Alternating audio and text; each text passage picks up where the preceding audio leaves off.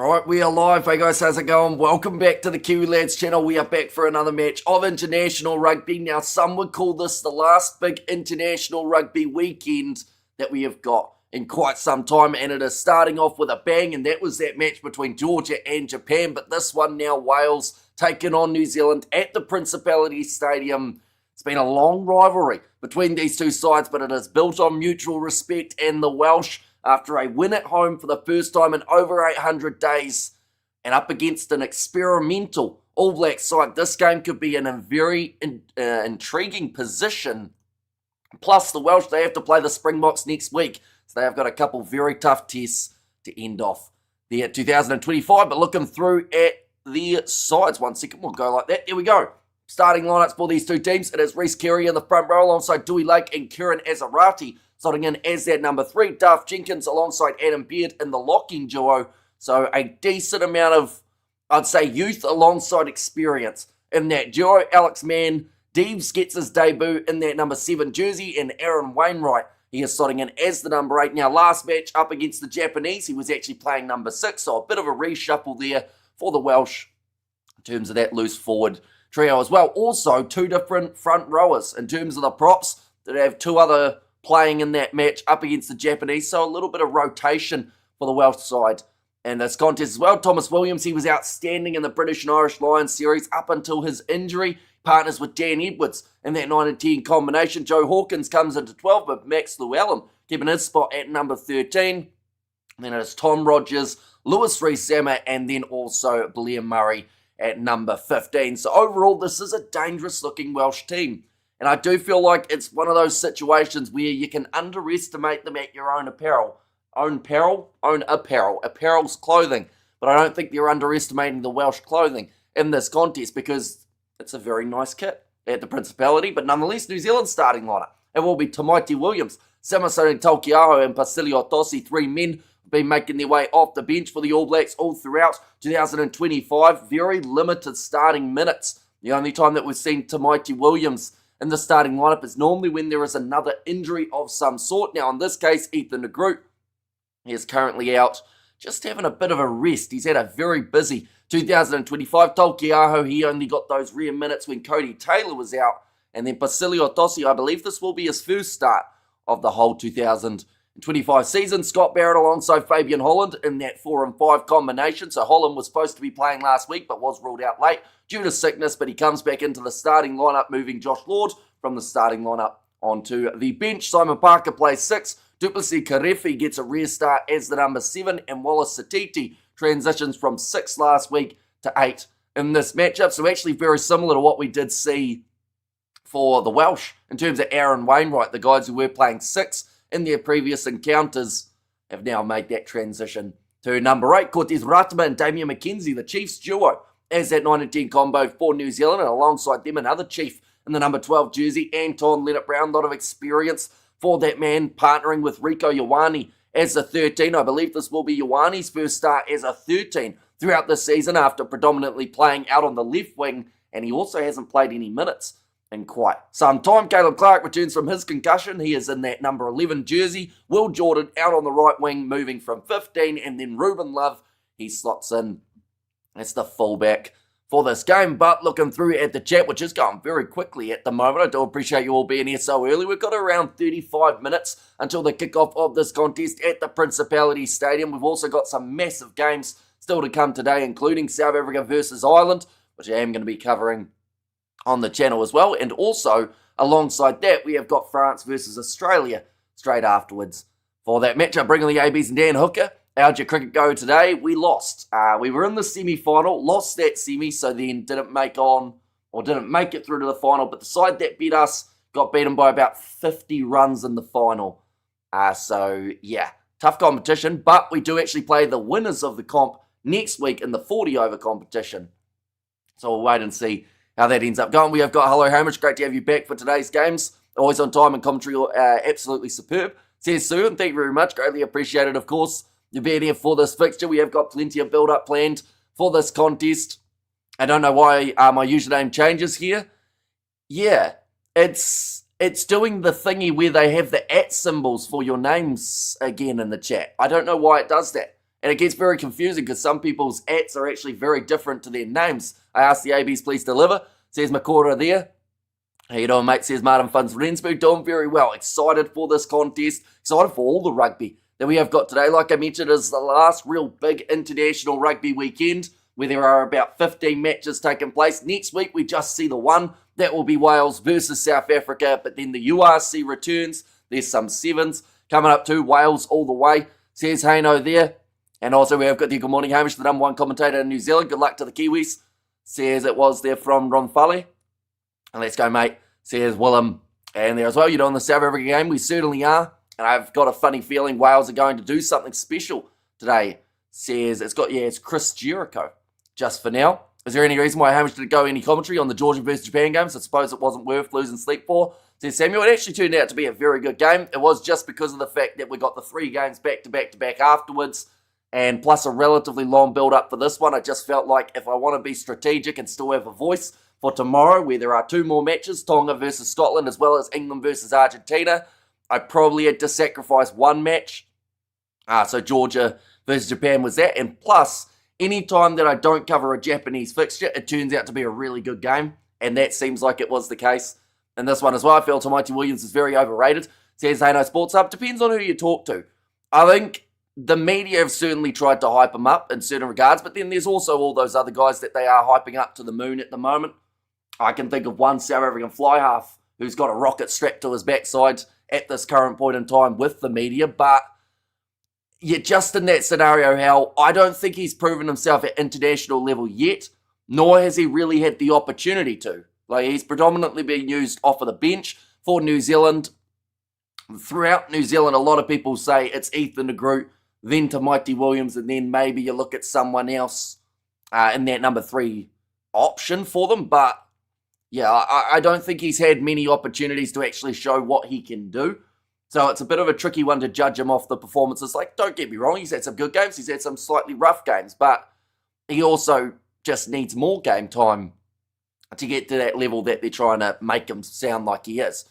We have got there any updates on Ali Katoa, not playing for the whole season of the NRL, I do see. And whether or not he plays again, we will have to wait and see, of course. We have got Nobman with good morning. Welcome in. Hope you're doing extremely well. Hello, mate. Says Fleishan. Can I watch Ireland a game on this channel? We will be doing the commentary for that matchup between South Africa and Ireland on the channel. So, of course, be sure stick around for that one. And Morena Hamish, the Welsh add-on atmosphere to any match held in Wales. Can't wait. And thanks for the commentary, says Lawrence. And Pasilio Tossi for the man of the match. He, on the other hand, very, very limited opportunities.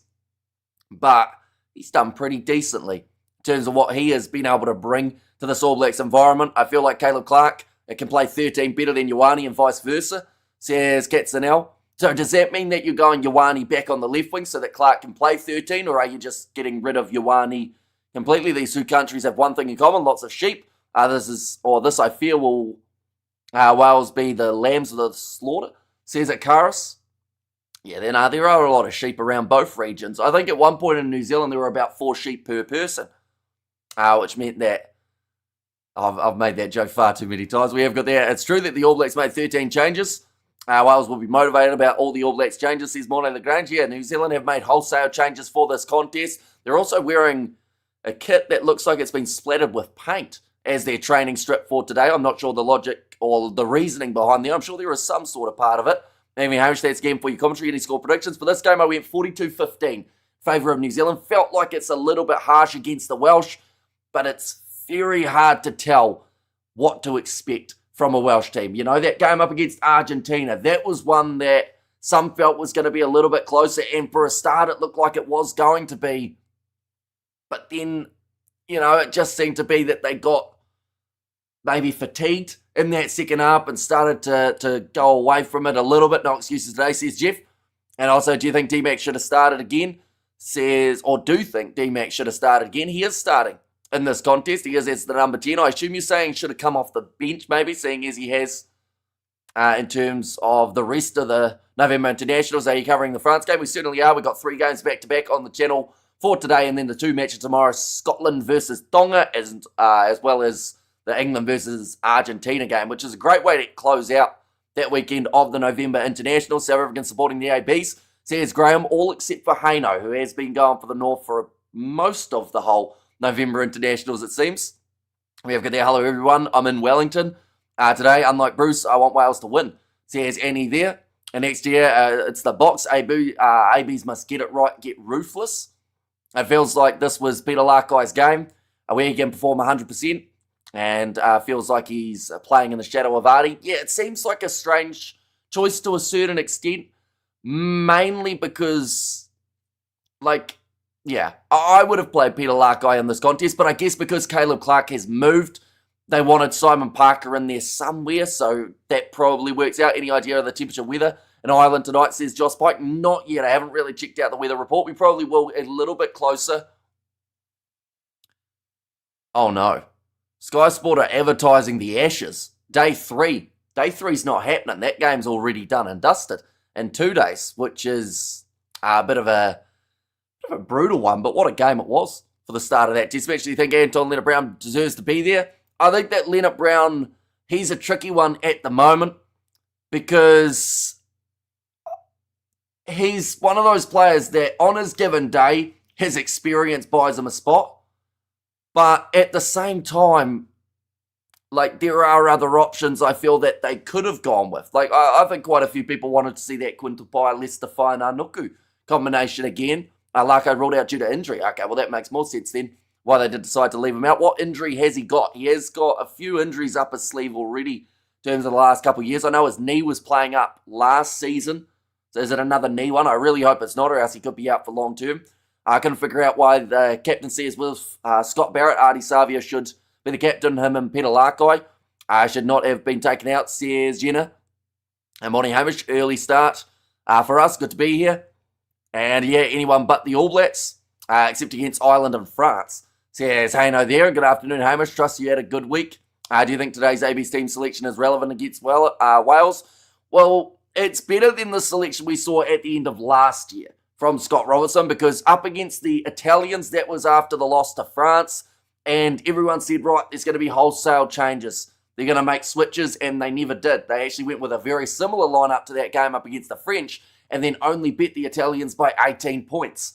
So you're in that scenario how this game, they have made a lot of changes, but at the same time, they have kind of gone back to previous in terms of some of their selections. That was actually the midfield combo we saw up against the Italians last year with Rieko Ioane and Anton Lienert-Brown. Centre pairing feels like instead of going to the future talents, you go back to type. Says Haino, and also Braden Ennor has never lost in an All Blacks test. Get him in. I actually really like watching Braden Ennor throughout the Bunnings ZBC. He was one of the standout players, mainly on defence for Canterbury, which I feel like at this point in time, that is something that has been a big criticism of the All Blacks outside centre role. We saw Lester Fine-Arnuku in his first game at outside centre starting. He missed 7 tackles. Billy Proctor, the most he missed throughout the season in a game, I believe, was 3, but you would have thought it was 15, the way that people reacted to him being in that 13 jersey. So, if Braden Ennor, if he was anywhere near that selection and managed to get himself, quite a few tackles. Billy Proctor, actually the leading tackler from last week as well, we should mention. Still, everyone wanted to sack him from the lineup. And in this case, we do see Rieko Ioane, a man who is kind of known more for his defence in recent years rather than that attack. And how much do you think Razor's assistants will get the sack? Says Cameron, it's a good question. I think that there will definitely be some tough conversations for New Zealand by the end of the November internationals. We have got the Hamish, your nose still looks red, still got the gold. Says Joe, maybe a little bit. It's more so just a sore throat at the moment. She's hanging around a little bit more longer than I would have liked it, and calf strain.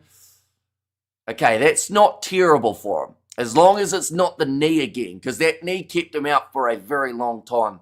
Last season, we have got the Cam Rain. It can be 10 to the box, going to win. Says Martin. What time is the Springboks match? That will be kicking off at 7:40 p.m. for you guys in South Africa. There will be a 6:40 a.m. one for us here. And we have got there hoping that Wales put up a good fight. Their month is only going to get tougher, says Robert there. Tell you what, these @ names are throwing me off big time. I'm not sure why YouTube went back to it. I wonder whether or not there's a setting that I can do to change it back to everyone's usernames. We have got there, can't wait. Or why can't the NZRU pay Tony Brown whatever he wants to coach the ABs? I think he's locked into a contract with the Box at the moment. So that's where it gets a little bit technical. So yeah, they'd have to wait for that contract to run out, and I do think that South Africa would be pretty happy throwing more money at Tony Brown if it meant that he was going to stick around. We got a setting somewhere that allows us to switch it back to normal names. I don't know why it does it. They did try it a while ago too, and it was very confusing.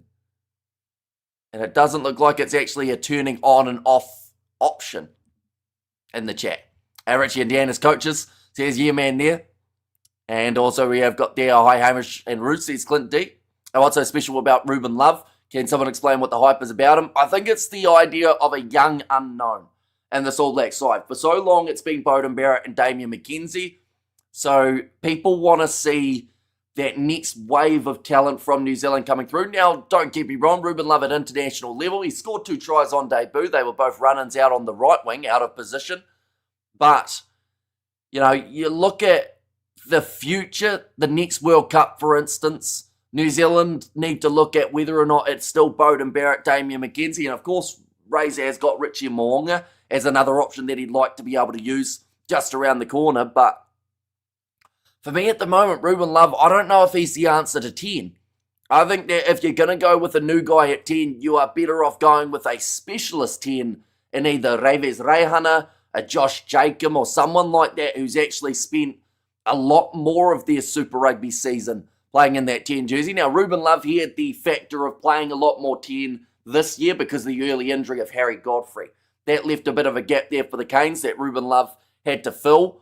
But Ruben Love, one of his specialties is under that high ball, and he won't get an opportunity to show off that skill if he's playing at 10. So that is why I actually quite like the fact that they've gone with him at 15 in this contest, because at least that way we're going to see him in his natural position. But also you've got that other factor, which is he's hardly played any rugby throughout the last few months, which means he could be a bit rusty. And up against Blair Murray, who's been one of the more informed players for Wales in their backline, you know, the last thing that they want is to expose him there. I see my name is back. Says Robert there. And Philip Bailey the bomb. Yeah, we have got the donation from Philip. Thank you very much. Greatly appreciated, mate. We will pop that up on the screen. As you can see, it's got the app for yourself in the scenario as well. We have got there, Reves has all the tools to be a great 10, except his goal kicking, says Eli Harford. And that's a tricky one, isn't it? Because you, of course, want someone who's going to be able to slot over those points too, which is where, if you're looking at the comparison between Reece Reihana and Josh Jacob, at the moment, maybe Jacob would just get that nod ahead of Reece because of that kicking ability. I can't believe we weren't allowed to watch the bloody All Blacks 15 team. Yeah, it was weird that they didn't show that game in New Zealand up against Uruguay. Definitely because they did show the first 2 games of the All Blacks 15 series. Do you think we're overreacting with our form at the moment? Still trying to find our feet with certain positions. I think that, to be fair, people are relentless. And we've seen that for the All Blacks throughout the season. Most sides would be pretty happy with only losing 3 games in a calendar year. But not this All Black side. And that is because of the perfection that we've seen in the past when it comes to this All Black side and the dominance that they've been able to assert on the world stage. Now, I believe since that era, we have seen a lot of other sides catch up to the All Blacks. And yes, the All Blacks at times feel like they aren't really going forward, but I also do think it is also because of that drastic improvement we've seen from other international teams that it has made New Zealand look a little bit worse in recent times. They're actually talking to Dan Bigger, a man who played a lot up against this New Zealand side 2008 to 2023 as the Welsh fly half. And your thoughts on Rico playing right wing instead of left wing? I think he'll do better, says James. I think I'm very intrigued to see what Rico does at Leinster.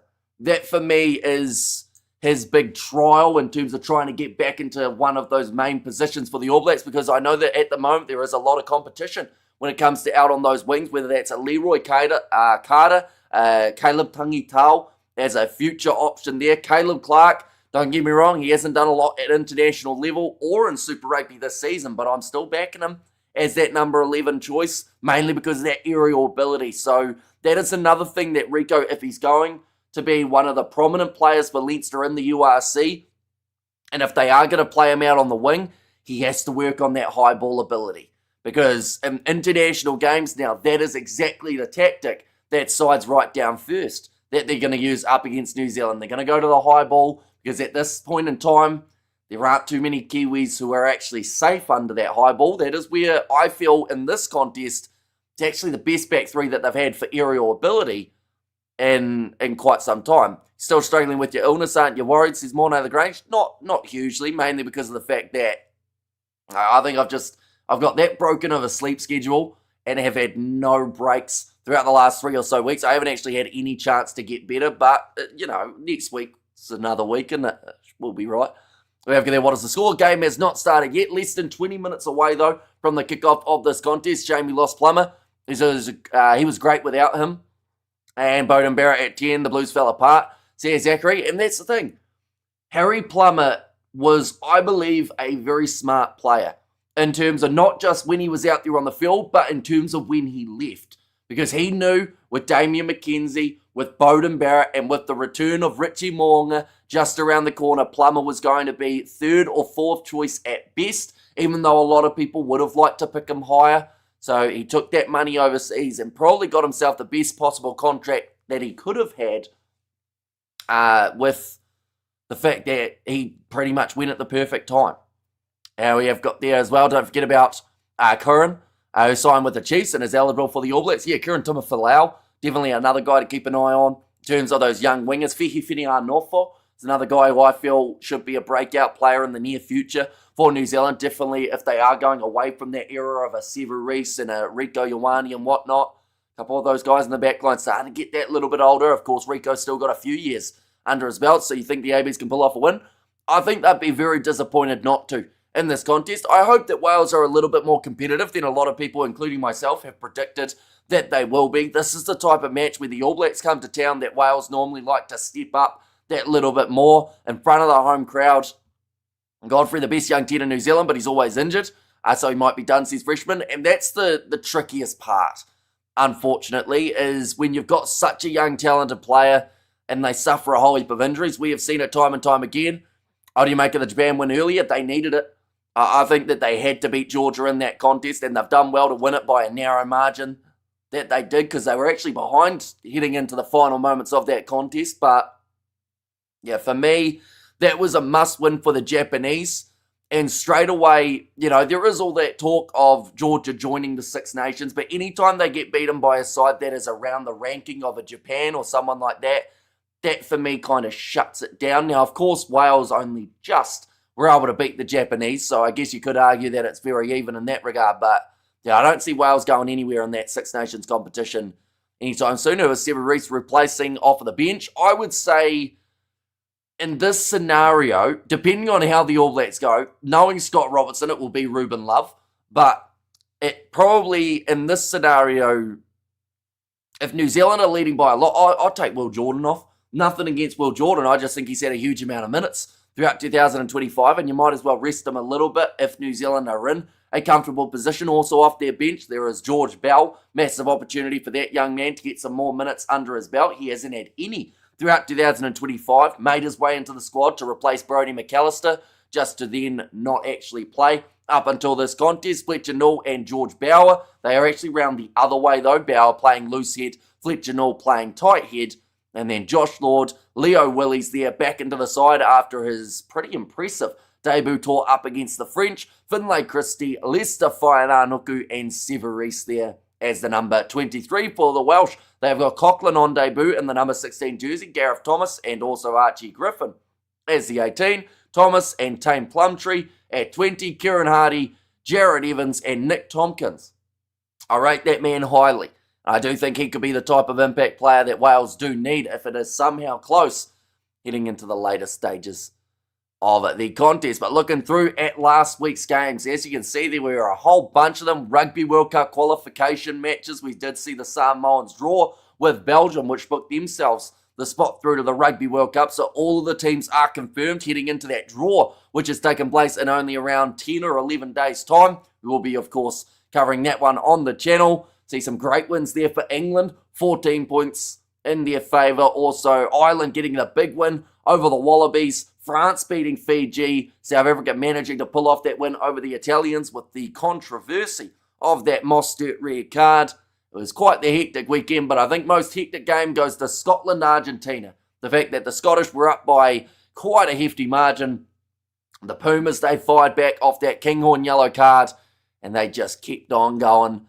till they were victorious. We have got there, Hamish, predictions for the All Blacks Island games, please, says Fred. So in my preview for this game, I did go 42-15 in this contest, and in that Irish game, I did go 26-23, I think I went. Or it might have been 29-26, one of those two. Get Sevu out of here. My goodness, why waste roster space and playing time on this guy?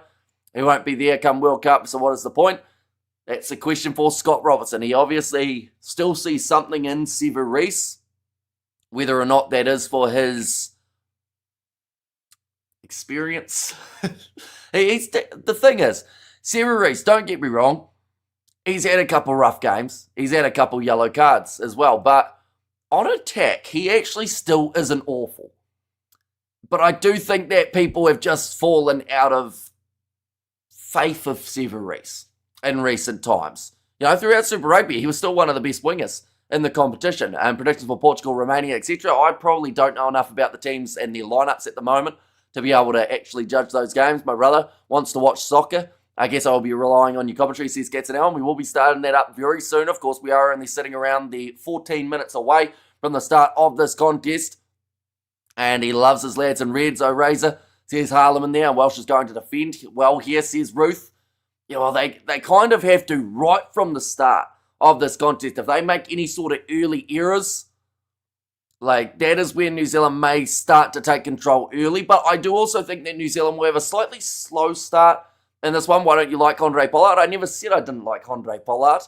I think you've taken it very personally when I select other people in my lineup predictions, as well as when I make my own personal team.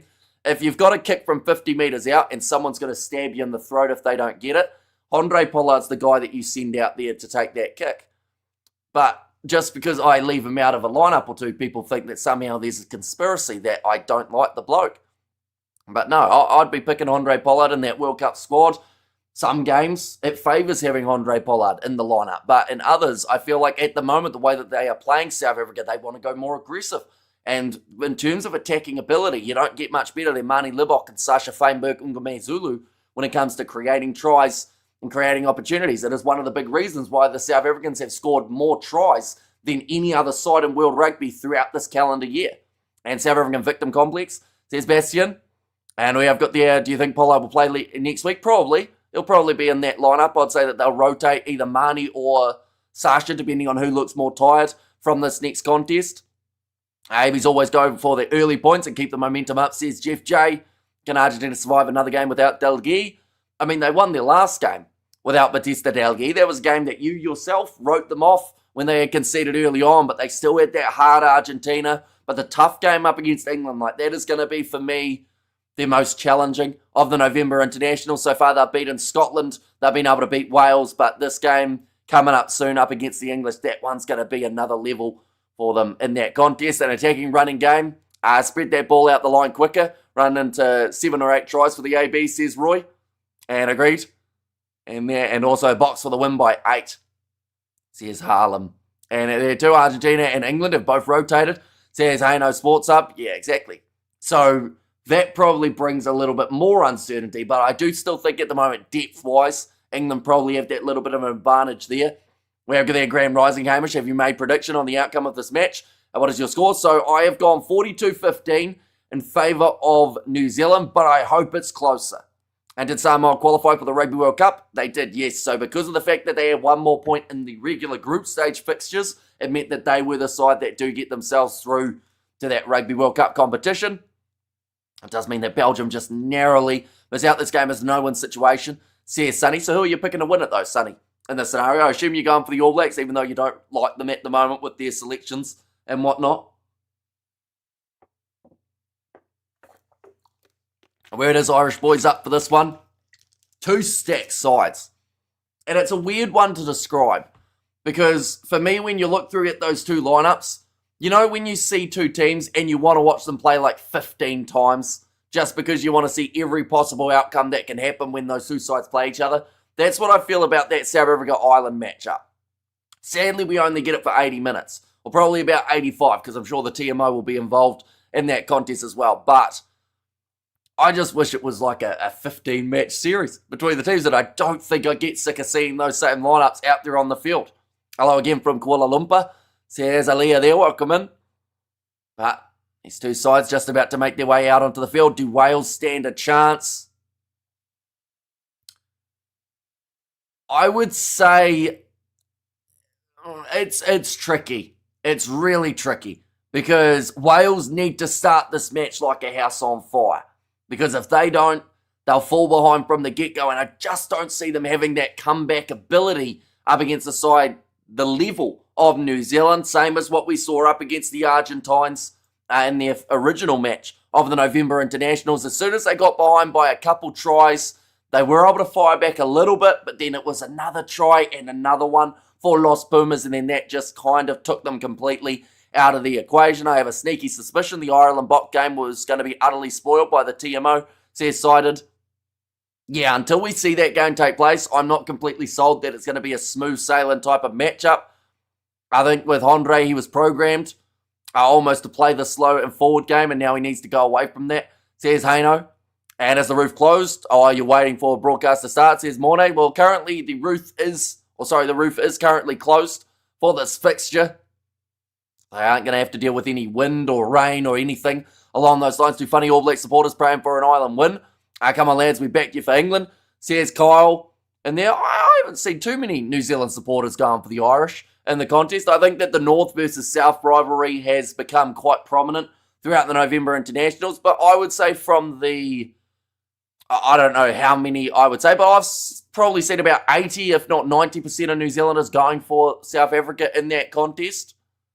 So, yeah, I'm not sure which ones you're looking at, but they may be outliers.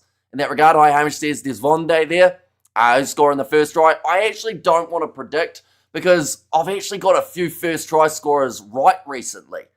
I believe the first game for the All Blacks that I tried to get the first try scorer right on was Caleb Clark, and I got that one. I think I got it right last week as well. So, I don't know. I feel like it's a bit of a risk. I'll probably get it wrong. Almost your birthday, says Mahuddin. It is. It's almost December. Isn't that crazy? Almost Christmas time too. We have good there, New Zealand. Will Jordan will score first with an amazing wraparound to exploit space out wide, and Wales know how to host a match spectacle. Says Thuds Race. Yeah, this is an incredible, Thuds Rugby's, I should say. But yeah, it's an incredible atmosphere at the Principality Stadium, and that is one thing that I always have admired about the Welsh, is the fact that even when they were on an 800-day losing streak at home, the crowd each and every game turned up, turned out, and supported their side through thick and thin. And if Wales ever do get that come up, where they start becoming world beaters again, the fact that this crowd were here for these moments when the Welsh were struggling is going to mean so much, not just to the supporters, but also to the team. The fact that they still had someone behind them in their slightly tougher times. And the question is, can you say the same thing about a side like New Zealand? According to a lot of Northern commentators, there isn't a North versus South rivalry. Guess we only feel it in the South, says Simon Barnes. I think it all comes down to the back and forth about which competition's better in terms of Six Nations versus Rugby Championship. People haven't realised that you can actually like two competitions simultaneously. And that makes it a lot easier than trying to decide which one is actually the superior comp. You can just go, look, I like this game of rugby in this competition. I like this competition too. I like rugby. That's the easiest way of doing it. But currently in the New Zealand national anthem, that child was absolutely loving his camera time, giving it a wee fist pump while the Kiwis were singing it. And I am shy all, says Stephanie there in New Zealand, all day, every day, says Legion there.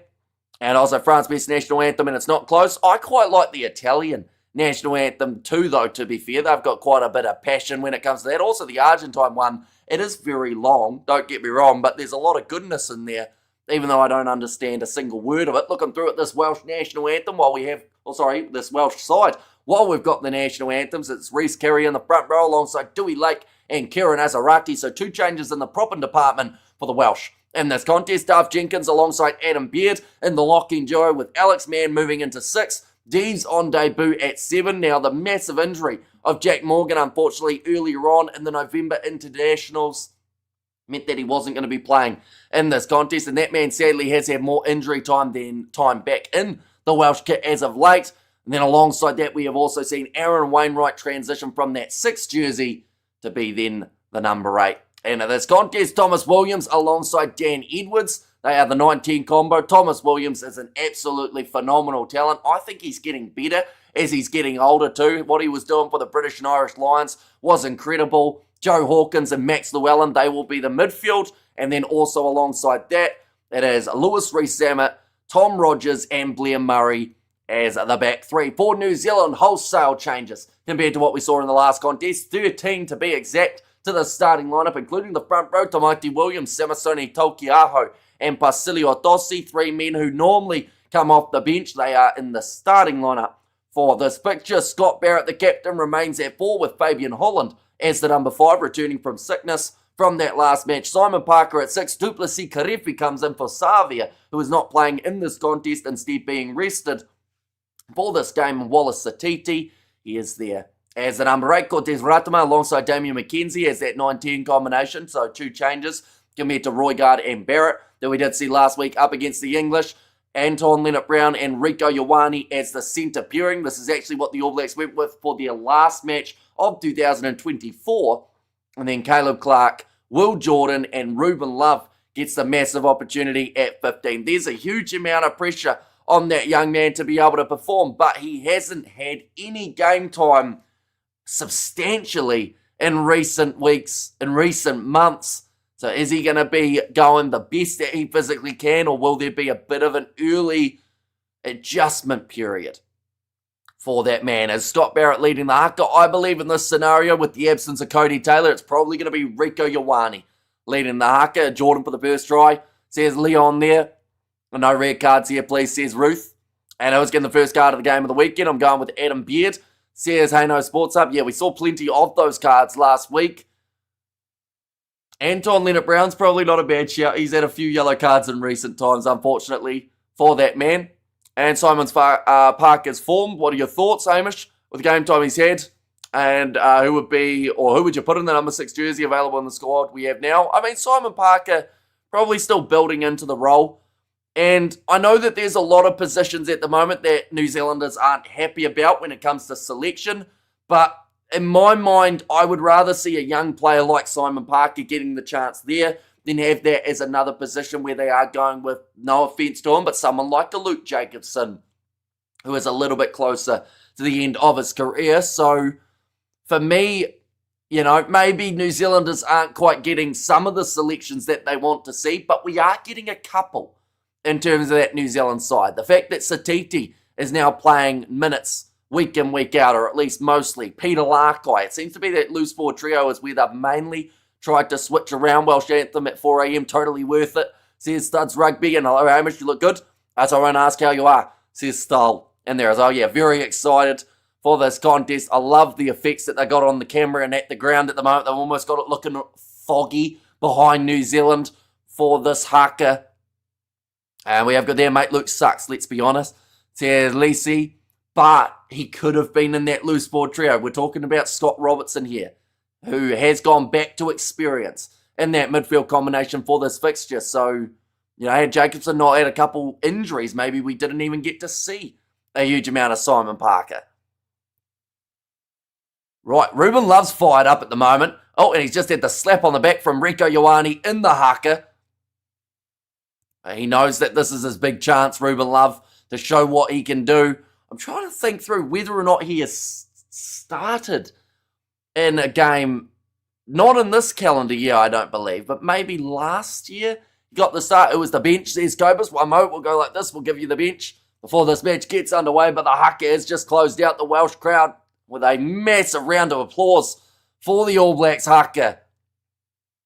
It's a whole different kind of vibe compared to what we saw last week. I think Tony Johnson just threw a little bit of a shot there towards the English crowd from last week on commentary as well, saying that it's a side and a crowd that understand the history of the Haka.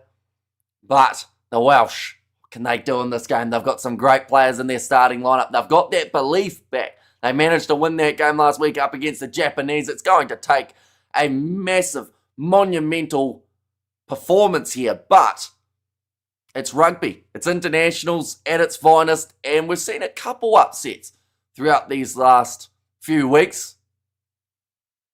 Oh, Wait a minute, late change there. That sounded like Tame Plumtree's coming to the starting lineup. I assume that's for Aaron Wainwright. In fact, what I can do is I can actually go back and check while we are at it, rather than making stuff up. Right, so Plumtree's at 8, so no Aaron Wainwright for this game, unfortunately, for the Welsh. So that is a big hit to them already. We have got there, where's your jacket, mate? It is luckily warm enough here in New Zealand that at 4:10 a.m. I don't actually need one at this point in time. We have got there 70-3 in favour of the All Blacks. Liam Murray for the first try, says Sniff. Yeah, no other changes other than Morgan Morse comes in as that number 20 off of the bench. Most commentators forget the Haka as a challenge. There has to be a response, says Sean there. And also we've got there Hamish off topic. Do you think the Aussies win the first test? Or how did the Aussies win the first test? So you're talking about that first match up against the South Africans, right? Taking place about 3 or 4 months ago. They just fought hard. They were down by a margin. And I feel like we've mentioned about for Scotland and Argentina, if you don't put that final kind of nail in the coffin, some sides will get themselves back in. We have got there Holly Nice. Yeah, the first ever female referee to be in charge as the main ref for a New Zealand rugby fixture involving the All Blacks. So a massive occasion for her. We have got there the donation from Cormac. I'm not an AB's fan, but the Haka has been so less intimidating when Cody Taylor leads it. Something I miss, says Cormac there, but it is kicked off by Wales, and we are underway for the first of the 3 international rugby fixtures we are covering on the channel. It is taken off kickoff by Anton Leonard-Brown and hit up now by Fabian Holland.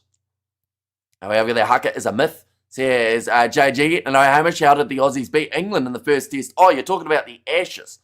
Well, they just had Travis Head, didn't they? Nice take there from Blair Murray, bumping off Duplessis Karefi. It's very foggy at the moment inside of the Principality Stadium. I don't know whether or not that's because of all the fireworks that they lit off, but the cameras are trying to adjust, trying to see the players. Thomas Williams rolling this one back. Wales 40 metres out from New Zealand's line, and it looks like they are going to go for that kick up high, being chased by the Welsh wing, who can't quite get up for it, and a nice take from Damian McKenzie under the high ball. Didn't call the mark. Now Ruben Love, we're waiting for his first touch of the ball. Anton Leonard-Brown, it kind of looks like a video game on that far side in terms of how weirdly holographic the players are. And let's go, says Bevan there. Now rolling this one back. Cortez Ratama. I think someone needs to open up the roof of the stadium so that they can get some smoke out of there. That one hasn't gone a huge amount of metres for Cortez Ratama, but it's well retained by the ABs. Duplessis Karefi gets the offload now. Ruben Love goes to Damian McKenzie. Ball on the outside to Ioane. It's tackled by both Welsh midfielders in Llewellyn and Hawkins. At least the advertisements are so clear to see. Says Studs Rugby there. Now Fabian Holland goes back across to the right-hand side to Karefi. Now Jordan goes to Tolkiaho. Tries to risky offload. I can't get over how weird it looks on the far side of the field. But now Karefi running at Kieran Azarati. New Zealand by 35, says Arthur. Looks like Ratima's going for the box kick once more, seeing whether or not he can get this one a little bit more where he wants. A nice chopping tackle on Will Jordan after he retains the high ball. It was one of the big bonuses of moving Jordan out to the wing, seeing as he has been quite strong under aerial challenges throughout this November internationals period. McKenzie tackled round the halfway line. Ratima back across the TT, advantage now to New Zealand. In the goal line was Simon Parker, and they will go back for the initial penalty. Somebody smoking Capston's full strength in the stadium, and Commonwealth, let's getting third, says Sock there. Please correct me if I'm wrong. Thought the Haka was a challenge. I don't think facing the challenge head on, if some response is disrespectful, England should be able to respond as they want. Says Akaris. Yeah, I think it always gets blown out of proportion a little bit. And so it depends on who you talk to based around that. It's pretty much like everything in rugby. No one's going to be 100% happy. Like in terms of a whole, like if you had 100 people and you asked for their opinion on rugby, you're going to get 100 different opinions, unfortunately. Are you watching on 4K Ultra HD? I have no idea. I think I'm just watching on Sky Sport 1 on just the live coverage. I know that they now have that option, but I don't think I've got it selected. Now line out throw here for Samasoni Tolkiaho. Nicely taken by Fabian Holland. Now thought about going with the inside pass. Now pick and go. Ratama, short ball to Simon Parker, tackled by Thomas Williams as New Zealand move their way up to 25 metres out from the line. Come on, Will Jordan, let's score, says Leon there. Oh, another good tackle made by Wales. They've been strong defensively for the first 4 minutes of this contest, but that is the way that it has to stay throughout the full 80 minutes. Another penalty advantage. Wallace Satiti. Another pick and go from him. Low pass to Basilio Tossi, who handles the ball well. Now across to the left-hand side. Anton Lineout goes to Ruben Love. Passes one more to Caleb Clark. And he will run in the try for New Zealand. Gets himself his second, I want to say, try of 2025. He has had a lot of injuries to deal with, coming back from concussion. But the assist to Ruben Love, I thought for half a second he may have considered going himself. You know, as a young player, that you want to have every sort of massive chance out there, a highlight reel finish, but instead probably could have gone Ruben Love, but goes on the outside unselfishly to Caleb Clark, who got around the outside of Lewis Reece Salmon, who went for the ankle tap. It was pretty much just a forearm to the shin of Caleb Clark, so that probably hurt quite a bit. But 5-0 in favour of New Zealand. I think Reece Salmon actually had more time to make that tackle than he anticipated as well. So it looked like he actually covered the ground quite nicely, and now the stuff is running, says Martin. And Wales tackling, says Roof. Yeah, just after I praised their defence, they went and let that one through. But Damian McKenzie manages to get that kick over. That makes the score now 7-0 in favour of New Zealand. And 7-0 after 5 minutes, geez, says Bingo there. And Mystical Hamish, who will score third try. He'll be the first to make 12 tackles for Wales. Those sound like very, very specific questions. If Jack Morgan was playing, you'd definitely say him for the first to 12. Nicely taken by Anton Lineout again off kickoff. That is now 2 in a row that he has decided to go with. Just keep the foot on the pedal. And as Hamish says, Sakila, welcome in. Hope you're doing extremely well. I'm excited for not just this game, but also all the matches today. We've got France versus Australia later on. South Africa versus Ireland. That one's going to be going into touch. It's gone back by red, so it will be New Zealand's line out. 40 metres out from their try line. We have got there 7-0. Clock 6, Wales 0. And also Wales need more benefits from England, says Gerald. And also we have got there Damien Dewitt, says Meany, and managed to get the kick over Damian McKenzie. The contest nicely taken by Samasoni Taukiaho.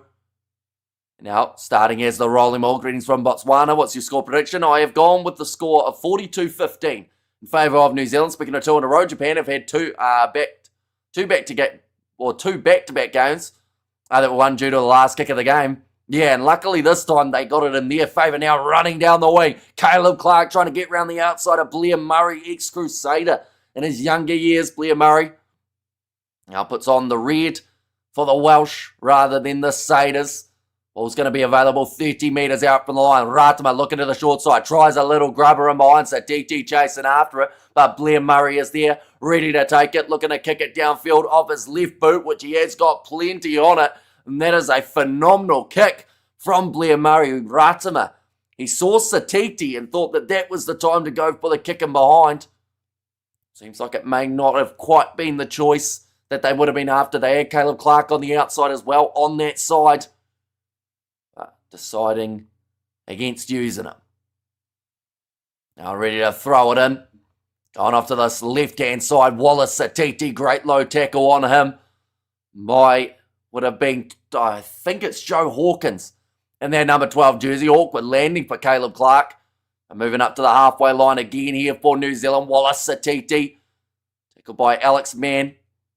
And I'm up, or all up for a miracle. Love him, says Gerald. And Uruguay just scored against Romania 7-0. Says Jasmine. Now McKenzie tries to pass to Jordan, who does knock it on, and it's in the hands of Reece Salmon. First time that Wales have had themselves possession throughout this game for a bit of a backline movement. Thomas Williams going now to Hawkins, who's hit hard in a two-man tackle by Mighty Williams and Scott Barrett. It's about 250 kgs that has tackled him there, if not maybe 280. Now passed on the outside for Wales. Still inside of their own half. Reece tries a step, but he's shut down lower. The tackle by Anton Leonard-Brown almost led to the turnover opportunity for New Zealand. Just aren't quite going forward at the moment here for Wales, so it does look like Thomas Williams again is going to send this ball up high. The ref's wearing the New Zealand away kit. Fair play, says Eric.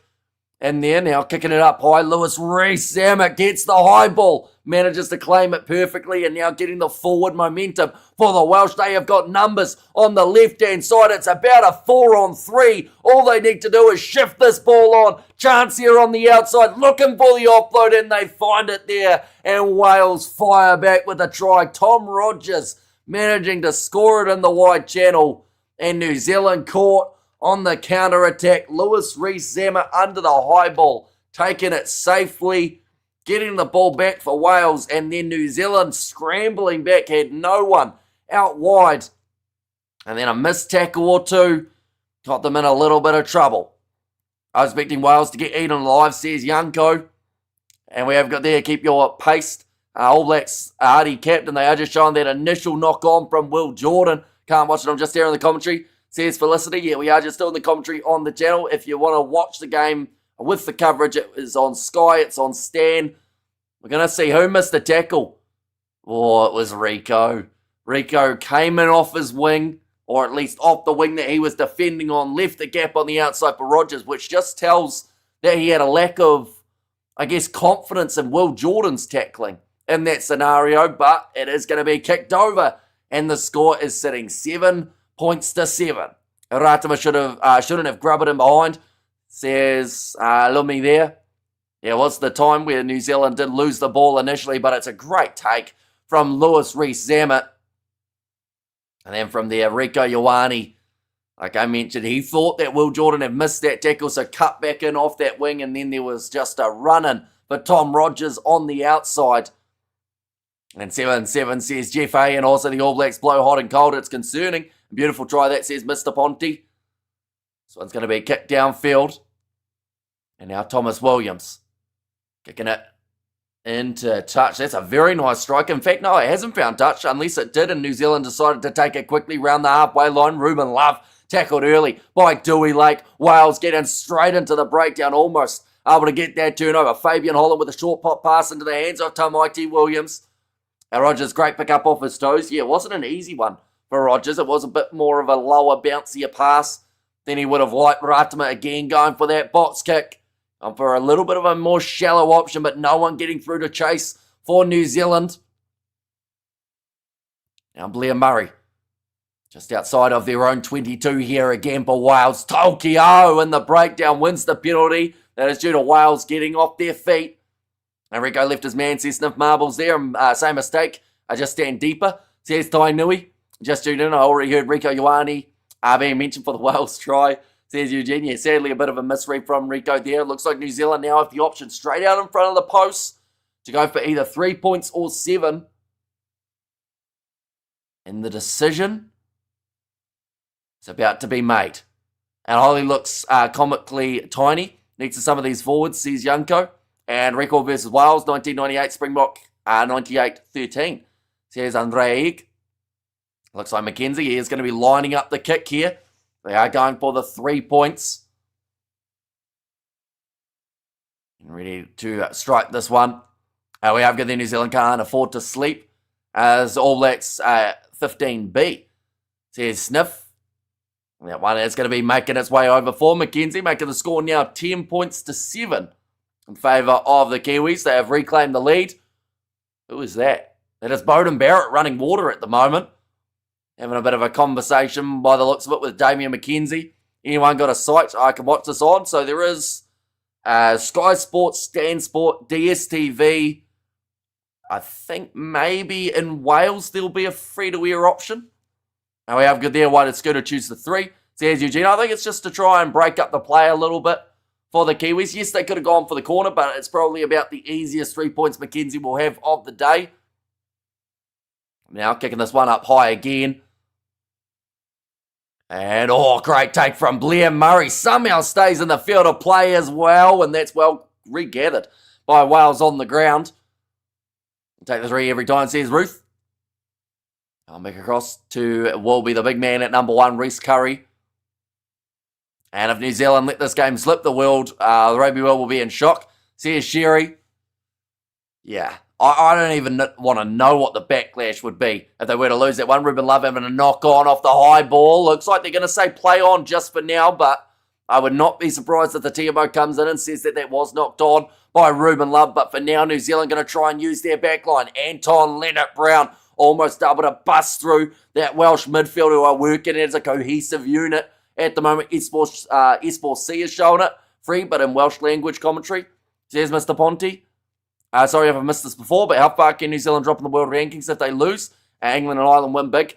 Says Justin, or a little bit of fighting going on almost in the breakdown between Mighty Williams and also the Welsh players. So pretty much Wales can gain a full 2 points if they were able to win this game. Oh, rush defence from Scott Barrett manages to clean up Harry Deves on debut. But then if they were to lose this game somehow by 16, they can lose 3 points. But more than likely, if they were to lose, they would lose the 2 points. That's another penalty going the way of Wales. This game's been happening that quickly. It's actually almost to the point where we can't have a chance to explain the world rankings, but it would be a substantial drop for the Kiwis. In that case, we have got their love touches. Have been money so far, with the exception of what looked like the knock-on under the high ball. But with the exception of that, Ruben Love, he's got the try assist already for New Zealand. Wales have a big decision here, and they are going more aggressive than we saw from the All Blacks. Wales deciding to go for the corner in the scenario. South Africa for the win later today, says Clear. Our Welsh features on the Rosetta Stone, says Eric. And Cymru, our Welsh firing now. And with this AB side win the NPC, says Sniff Marbles. They'll probably go close to it. The ironic thing is, already this side's being slated, yet a lot of these guys in the starting lineup are the ones that people have wanted to see get the start. Now Satiti going off to the right-hand side. Anton Leonard-Brown, Rieko Ioane, those are probably two who most people have not been wanting to see go into this All Black side. A little bit of a chance of a turnover in the breakdown. And now back across. Ratama goes to McKenzie, who had a bit of urgency about him to kick this one down the middle of the field. And that is a fantastic strike of the ball from McKenzie. Reece has to retreat inside of his 22. And now we'll kick this ball downfield. Kicking from just outside of the 25 metres. Ruben Love goes across to Will Jordan, who's going to run it back. Ratama back to McKenzie, who looks like he's just waiting for that next passing option. Will Jordan slow up to his feet. They'll have to keep an eye on him. Ruben Love joining into that breakdown too. Now McKenzie, good hands. Wasn't expecting the pass. Well, they seem like they don't have too many options on that right-hand side, so back into the pocket. McKenzie will kick it high. This is where we are seeing the most stagnant chase from Rieko Ioane and Anton Leonard-Brown. Neither man thought that they would win that foot race. Kick down the middle of the park into the hands of Damian McKenzie again. And he will kick that one into touch. New Zealand look very disorganised and very... I don't think unfit's the right word, but there's no intent behind the chases at the moment. You know, Rieko Ioane and Leonard-Brown, I think it was a competition to see who could move slower after that high ball. Can we crowdfund Hamish a new shirt and tie combo? Says Eric, we have gone with the same combo for quite some time, but maybe next November we'll get ourselves a new one. And shush, stay positive. Says Aaliyah there. And we've got that Happy D-Mac is still going strong. Big line out throw over the back to tame Plumtree, the late inclusion for the Welsh in this contest. Currently 18 minutes through. Thomas Williams rolling this one back, told to use it. And lots of kicking boo, says Jeff Hay. Now waiting for this one to come down. The Welsh trying to slap it back, and they've done just that. Knock-on advantage against New Zealand. Kieran Azarati numbers again on the right-hand side for the Welsh, looking for the kick in behind. They didn't have a massive amount of space there, though. Ruben Love was back ready to take it. And he sends that one into touch with a very nice kick from the youngster. Who, in your opinion, is the best play overall under the high ball? Says Stephanie. In terms of team or player?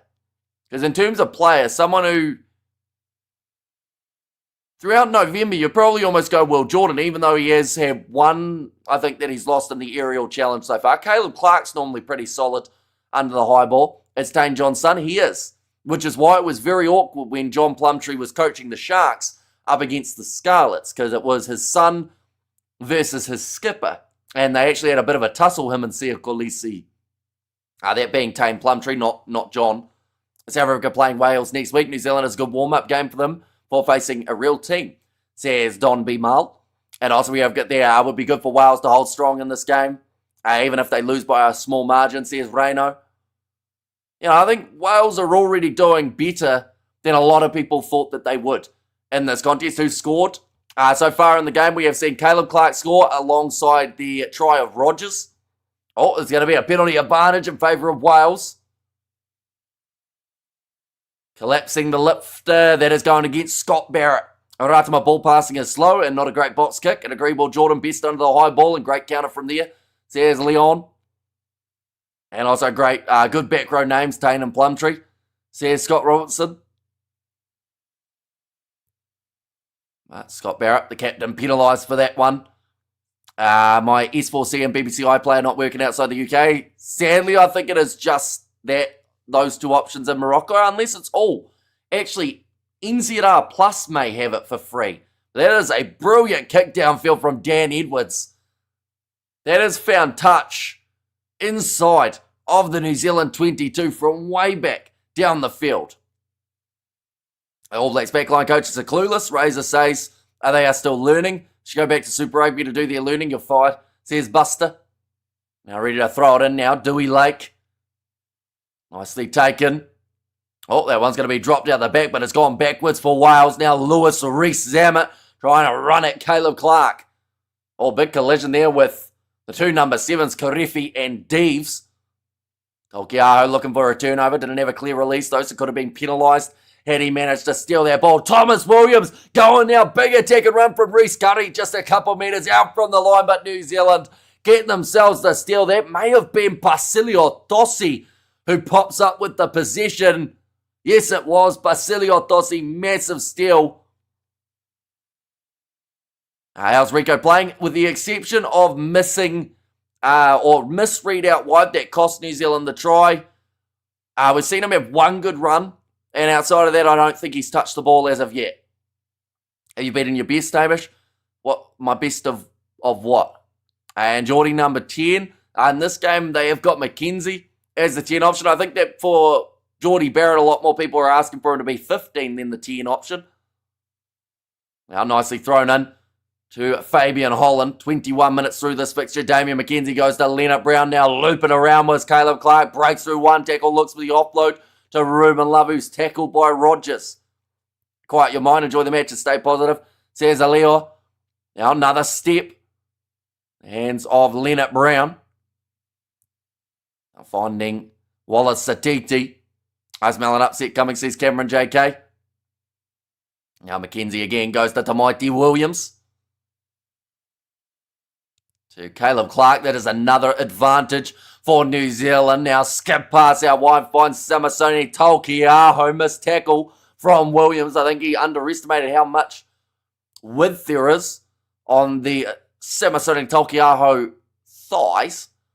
Big run from Barrett up to the halfway line now for New Zealand. Getting into the breakdown. Rieko Ioane with a pick and go. Makes an extra 10 metres. Ratama going across to the right-hand side. Quick hands from Ruben Love. Almost a forward pass to Will Jordan on the inside. And they will go back for the initial penalty.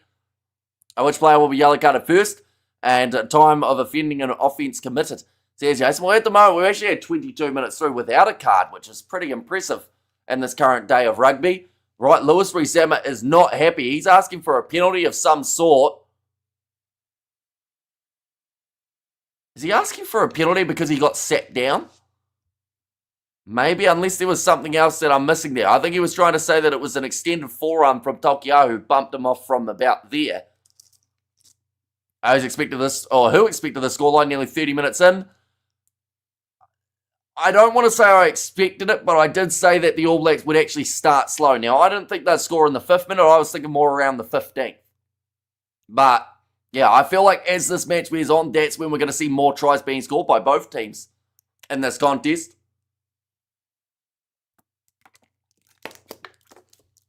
Now, backline for New Zealand, Caleb Clark. Tackled by Reece Zammit. Commentator saying he's complaining about head contact. There's Yanko. Now Ratama waiting for the ball. Here it comes. McKenzie crossed it to Mighty Williams. Tackled low by Adam Baird, and it's a new penalty advantage against Alex Mann for not rolling away Leonard Brown. Driven backwards. Oh, double blow of the whistle. Right, we're already at that stage of a warning now for the Welsh. And we have got there Holly the ref. Yep, Holly Davison, the first female referee to be in charge of the All Blacks in that main referee role. Anton Leonard Brown and Rico's last game in black can come on. Says Linky there. And it's going to be a tight one the way things are going, says George. Okay, Dewey Lake just asking for a little bit of time to be able to talk to his team here. And Leonard Brown says sniff. And there as well. So yeah, Alex Mann just trying to roll out of there as Harry Deves was looking for the turnover. And 23 minutes gone already. Sheesh, yeah, it flies by in these matches, but that one's going to be kicked into touch. 5 penalties already conceded up against the Welsh compared to the 2 that New Zealand have conceded. Will I be live for Fiji versus Spain? We won't be live for that game, but we will be able to give you updates on the score. As there are plenty of international matches taking place all throughout today, which includes plenty of overlaps. It's been actually a bit of a shame with the overlaps that we've seen for the likes of a Fiji and these November internationals last week playing at the same time as Australia versus Ireland. Feels so weird as an Englishman. Screaming Wales on, says the reader there. Now Rieko Ioane up to the 22-metre line for New Zealand. Ratama. Oh, drop ball from Mighty Williams. The chance for New Zealand is blown. And Wales will now have themselves a scrum. I thought it was a pitch invader, but it's just Leonard Brown says sniff marbles. I've actually been...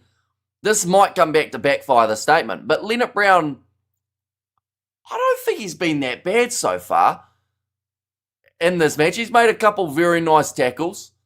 He's had a couple decent-ish runs from number 12. Don't get me wrong, there haven't been any massive line breaks, but we haven't really seen too many of them for New Zealand in general. The only thing that I noticed about Leonard Brown was the fact that he didn't chase after that high ball when it was kicked downfield by Cortez Ratama. We have got their Friday night test next year, maybe. Butterfingers Williams, says Tame there. And hey guys, no All Blacks versus Wales on YouTube, says Paul Hendricks. Don't you like the truth, mate? Says Miami Rocker. And there as well. I'm not, oh no, that would have been to Will. I don't know what Miami Rocker said initially.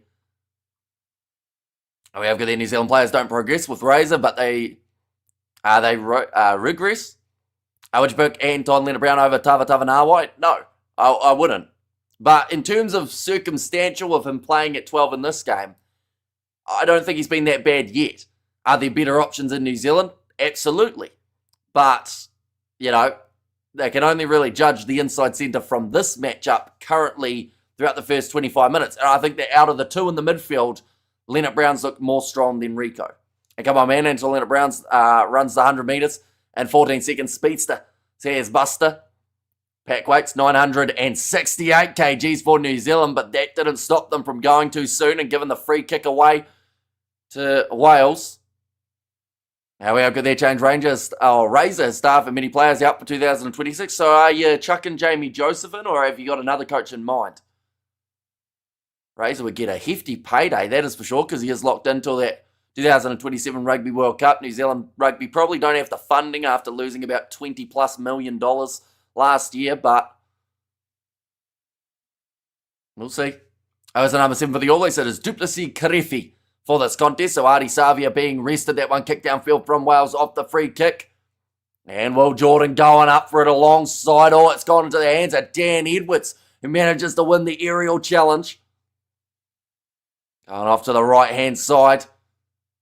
And now Wales just inside of their own half, about 7 metres from the halfway line. Thomas Williams going back across into the hands of Curry. I give New Zealand 25 difference. And there, this one's going to be kicked high again. Lewis Reece-Zammit chasing after it. Wanting to go up, but nicely taken by Caleb Clark. Around the halfway line, good leg pumping coming from him before Thomas Williams manages to take him down, kicked him behind by Damian McKenzie, who thought he saw a little bit of space. That ball's skidding on. It is in the in-goal area, so Blair Murray forces it down. Just talking about Caleb Clark and the way that he has been playing throughout this game. He has looked strong since coming back from that concussion. And swap Scott Hansen with Schmidt. And maybe says Lumi there. He has a similar build and height to Quaka, says Haino. Which is quite interesting, isn't it? Because Quaka Smith, like, he is praised heavily in South Africa. Whereas Karifi in New Zealand, a lot of people say he's too small. But he has got that jackling ability and he has got that real kind of physicality about him. It makes him a bit of a handful when he gets it right. Wallace Saditi, both of his knees chopped out from underneath him by Jenkins as well as Alex Mann, but it gets New Zealand on the front foot right from the get-go. Leonard Brown passes to McKenzie, who goes on the outside to Ioane, takes contact. Now Ruben Love with the step, he goes through, and he will score the try for New Zealand, the youngster at 15. Is that a statement to Scott Robertson saying, put me in the field a little bit more often, coach? Ruben Love, he saw the gap and decided to pierce straight through it. Had the pace to get through. Love scores. He's too small, stop peeking in the showers. Says Tame, and also nice New Zealand. Says Sakabula in there, and yes, nice try, says Brett. Just going through that gap. Ruben Love fired up for that one. All that celebrating with that. Love that, says Studs Rugby. And New Zealand, beautiful drive. Robertson has to go, bro. Butchered the lineups. I could have picked a way better. A way to run New Zealand Rugby to the dump. Says Yanni there. Lovely All Blacks. And also love that try. Pun intended, says Vic Mars. That is a step from Ruben Love and a half. Ruben Love will be posing now, says Jason. And New Zealand start looking for gaps in the Wales defence. Stop kicking possession away, says Aria. Yeah, I'll be honest, Ruben Love probably when scoring that try would have liked a bit more of a smoother dive. He pretty much slid on his face over the try line. Oh, a bit of a man away from the stand as well by the looks of it. How are things in Little South Africa? Says Tame. That one's going to be nicely taken. Anton Leonard-Brown. Oh, almost went through. He's actually taken about 3 or 4 kickoffs already here. Anton Leonard-Brown. We have Love, and he made a Bona McKenzie rubbish. Says Rissolo. To be fair, McKenzie was actually involved in that build-up as well. That one's going to go into touch. But maybe McKenzie as the 10, Ruben Love 15. Could be an option. And Quaka and Karifi are the same height. Karifi may be a little heavier. Both are highly mobile 7s. Difference is that Quaka knows what he's there to do. Karifi gets mixed messages from the coaches, says Buster. And what was the score at halftime for that last AB's match? Says Stephanie. One moment, I will have a look. It was, from memory though, about 15-13, I want to say it was. He lost the ball, referred to the TMO. Says Johan there. So the All Blacks can't improve. Razor should be fired, period. Back to the drawing board, says Mashihu. Right, Holly has just said that she will free kick the All Blacks if they do continue to move at the lineout. Bring Richie back already. He is coming back next year for Scott Robertson. And hi all, says Wild Lobster, welcome in. Now Dewey Lake ready to throw this ball in for the Welsh. Halftime 12-11 in favour of New Zealand for that game. Now Alex Mann does take the line out, kicked high again. Oh, a knock on from Ruben Love under the high ball, grubbing him behind by Wales, so that will lose their penalty advantage. And good covering defence from Jordan to be back there, and also manages to get it into touch around 22 metres out from the line. And D-Mac is fine, says Ruth, and Abies will be on top again. They will enjoy it while they let us have it for now. New Zealand sponsored by Marmite. I don't know whether or not they got a Marmite sponsor, but Marmite is quite prominent in New Zealand. It's a good bit of work from Will Jordan at the back, though, to be able to clear that ball away. 17 points to 7 at the moment, the way that the scoreline sits. It's going to be nicely taken by Tame Plumtree. Big contact with Caleb Clark, who muscles up and makes the tackle. Now, ball pops out the back. Kieran Azarati able to clean that one up. Not an Aussie fan at all, but one of my favourite halfbacks, Larkham. Says Leon there, and there's an advantage in favour of the Welsh. Little grubber in behind, sits up for Blair Murray, beautifully taken by the Welsh 15. And now Thomas Williams out on the left wing side. They are targeting Ioane and they do it again. Ball on the outside. Rogers gets the double and Wales are back into the game. They have worked out where they want to score tries, and that is on the wing where Ioane is. Now we have got their brilliant tries from Wales, says Cited. Now we have got their Larkin was brilliant indeed, says Brett. In that scenario, a nice one, Wales, says Sakabula, but going away to the left-hand side, the grubber from Thomas Williams, well taken by Blair Murray, who actually dropped to a knee to be able to claim it. And then the numbers overlap on the outside. I don't think that's completely Ioane's fault. When looking at it again, he had 2 men to tackle. So I think New Zealand just a mismatch in numbers. The next man on the inside was Fabian Holland. And then Welsh making a game of it, says Tai Nui, Blair Murray and Tame Plumtree, the New Zealand boys. And always have top assistant defence, Tamati Allison. And that one's going to go over from the Welsh, making the score now 17 points to 14. And 4-on-2. Says Alumi there. And Rico, useless communicator, no timing or sense. Space on attack, retirement. Says Buster there. Right, who was it? Will Jordan made that tackle. I think you've got to argue that Ruben Love needs to be somewhere in the proximity of that one. And he was still playing around in the breakdown, Ruben Love, by the looks of it, alongside Will Jordan. So they ended up with their 2, 14 and 15, both making a tackle in the middle of the field, which then left a lot of gaps for Wales to be able to run it through. But a knock on from Tame Plumtree on the wing, off the kickoff. However, there Wales 19-1. Says Marcel, and Welsh fans here are just waiting for the other boot to drop. Says Naranja there, and so glad for Wales, but I'm stressing for New Zealand. Says Sherry. Currently sitting quite close between these two sides. We see there Aaron Wainwright with his beanie on and glasses. He almost doesn't even look like Aaron Wainwright, but I spotted that it was because of Rio Dyer next to him. Looking smart there, Hamish. Says Vic Moon Sports Chat. Welcome in, mate. Hope you're doing extremely well. Hope you're excited for not just this game, but also the later games of international rugby. But now ready for the scrum feed here. New Zealand sitting 22 metres out. I love drop the box kick in the lead up. Defence. And All Blacks weakness, says Studs Rugby. And also the kickoff for that South Africa game is 7:40 South African time. Going off to the left-hand side, Leonard Brown. Big collision, but makes a few extra post-contact meters. Getting New Zealand on the front foot. Wallace Satiti. And tackled again that time by was Dees. Another advantage going against Wales. They're getting more in that direction of a yellow card now with the amount of penalties they've given away inside of their 22. It's got some Wales a lot of energy. Now, collision with Scott Barrett and Kieran Azarati. Barrett looked a little bit slow getting back up to his feet there. Satiti driven backwards once more by the Welsh defence. Ratama puts the ball into the hands of Will Jordan, tackled by Mann. Now Scott Barrett finds Damian McKenzie. Nice little pop pass up to Caleb Clark. Another 2-man tackle by Wales, who are not letting the All Blacks through, but they have still got the penalty advantage. McKenzie going off to Leonard Brown. Breaks through one tackle. Eventually dragged down right on the wing. Wallace Saditi still 12 metres out from the line for New Zealand. They are going back for the penalty now. We have got there, if the IABs lose, will Monday be the official day of mourning? Says Tame. It will certainly not be a fun time on New Zealand's social media, that is for sure. And AB said, you are very bad, need a coach and a captain, says Martin. And also all the Barretts are useless. McKenzie too, says Richard. I don't think McKenzie's done that bad in this contest so far.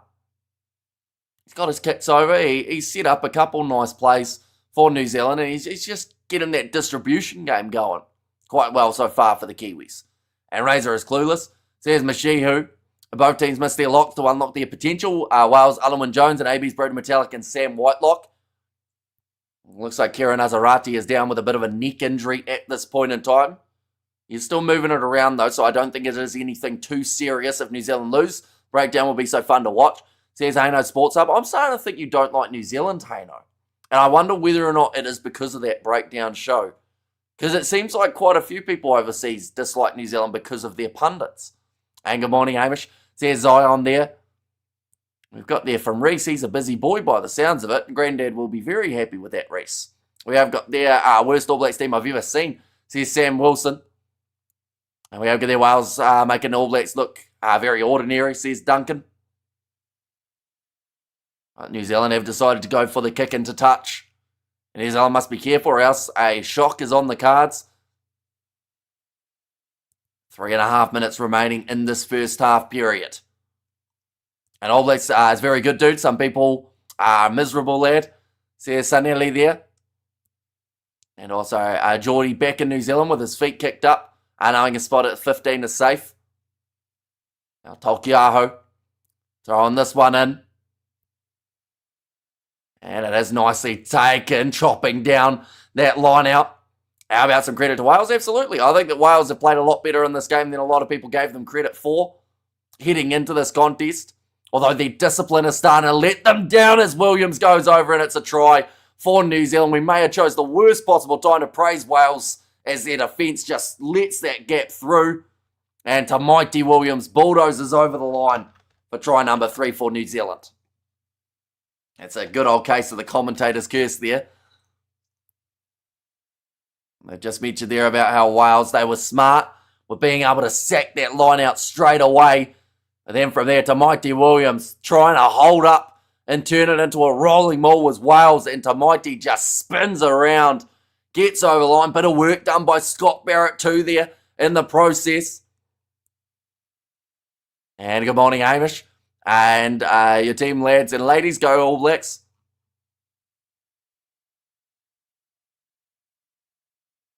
Okay, they are just telling Dowie Lake that they have checked that one and it is a legal try. And that kick has gone over. We have got there, I only like New Zealand when you play against like Ireland and France, and that's mostly because I want the underdog to win. Those guys on the breakdown don't help your case. So here's Haino there, but that kick has gone over from Damien McKenzie, currently sitting 100% accuracy off the tee, 4 from 4. We have good there, they took out your head off in the old days with tackles, says Miami Rocker. Mighty Williams hasn't had a huge amount of starting minutes for New Zealand, but he's done well being able to score it. But you'll mark a top. And also we have the All Blacks will score 50 plus, says Jimbo. Just the 1 minute remaining before the halftime break. Taken at the back for Ruben Love. Kicks it downfield. Doesn't get the angle that he was after. Probably only getting maybe an extra 10 or so metres from that kick. And it puts Wales in a perfect attacking position to be able to get something going before the end of the half. Who's standing up for the All Blacks so far? Hamish says Billy Bob. Ooh. I would say Caleb Clark. He's looked strong throughout the early stages of the contest. Will Jordan's been relatively solid as well. He's just lost one aerial challenge. That's probably been his one blunder on his game so far. Not straight throw from the Welsh. And that is going to be the one that does hurt Wales there. And NZR, I need to put Super Rugby players and coaches on notice. Get some big, strong, hard-running loosies, especially the 6 and the 8. And South Africa Island for the win, says Carver. I did go for a 3-point victory in favour of one of those two sides on the preview. And I'm still undecided. They are just talking about how misty it is inside. That is still due to the fireworks before the game. Whoever's idea it is to let fireworks off inside, they didn't think that one through. Today's rugby is not so tough as the old days, says Miami Rocker. Wetter than an otter's pocket today. I do enjoy that saying. An otter has a pocket for a stone, don't they? They like collect a pebble. No, that's a penguin. Don't an otter also have like a favourite stone that they put on their pocket? And they like keep it as a souvenir? Quite interesting. Unless I've just completely made that up. But I hope you're doing well, Kurt. Now, Wallace Satiti, the possession in hand, New Zealand. They have ticked over the 40 minutes, so they may look to just get rid of this ball. Oh, no, penalty advantage. Oh, no, in fact, knock on the ground. So that is going to be half-time between these two sides. 24 points to 14. A little bit of push and shove, looking like it's shaping up here. And this is something you don't normally see from the All Black side. A little bit of argy-bargy right at the end of the half. Caleb Clark had a big smile on his face. So did Alex Mann. So I feel like those two were joking and then everyone else has come in thinking that they're all really going to fight. Right. Mighty Williams having a bit of a conversation there. And I think from there, we did end up seeing pretty much just Adam Beard coming in and shutting it down. Bad channel, what's wrong with your teeth? That's one of the best one-liners we have had. So often we get people saying like random things that make absolutely no sense, but at least you've come out firing. You've had an observation and you've gone for it. Pretty much what's wrong with my teeth is there's a big gap in them. So you've pretty much spotted it. Bunny, rabbit, all around. Bugs Bunny, you could go with any of those. But no, you've done well. Congratulations. I actually enjoyed that one.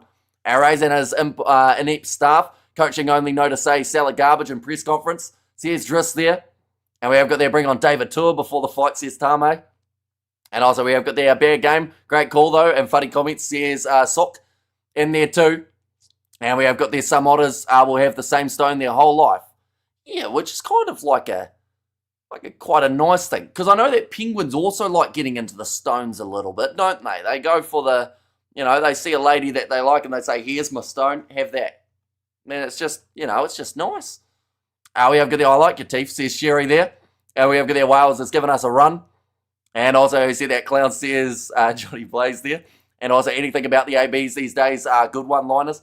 Says Casper. And he's flossing too enthusiastically. Yeah, I ripped off half the teeth from doing the flossing. Your teeth are great, Hamish, clean, straight and white. See, there's Guppy there. And I'm here for this content, man, says Michael. And for otters, it's the cracking shellfish. And the light's not for mating, says Big Rig. Yeah, they just go, this is my stone. I like it. And then that's what happens. They just have it the whole time. And we have got there was never 40 minutes, according to my egg timer. Says Eric, penguins mate for life. I may be getting some stones crossed. Says make the most. Yeah, see, a stone nowadays for a penguin means more than a ring for a person, doesn't it? Which is, a bit sad. Moister than an otter, says Kerr there as well. And we have got there, Love has been delivering good ball and drawing in defenders for Clark to do his thing. So yeah, Zachary there. And yeah, he's only had a couple little mistakes under the high ball. That's about all that we've seen done wrong from Ruben Love in that scenario. But yeah, overall, I'd say he's had a relatively solid start. Ratama is not an international halfback. And the Tour of South Africa will be great next year. Says Miami Rocket there. And the AB second half typically is not strong. I'm a bit worried. Says Sunelli there. And 40-minute egg timer. What kind of eggs you eat? Says Jimbo. She's in the boys' play. Says happy chappy. But yeah, it was overall a pretty free-flowing first half of rugby. 57 minutes. 57 at the moment. I should just say 3 to 5, probably easier. But would have only been about a 45-minute half, somewhere around there. Sad but true. My missus got me an ornament of a couple of penguins, so guessing she has ideas. Says makes the most of it, and dominant tackles count. Would be interesting. We reckon Wales has put in a few. Yeah, they've had some solid moments out there. I once dated a girl with more thumbs than teeth, says Kerr. Well, there you go. In French culture, a gap in the teeth is considered a sign of good fortune. I don't think it is in New Zealand. However, New Zealand will score seven more tries. That's quite a few. And dominant tackles count. Oh no, I read that one, didn't I? It's sad but true. And also, people need to learn that coaching is trial and error process. Culture is hailing. Coach is bad after every try against them. I need to come to an end.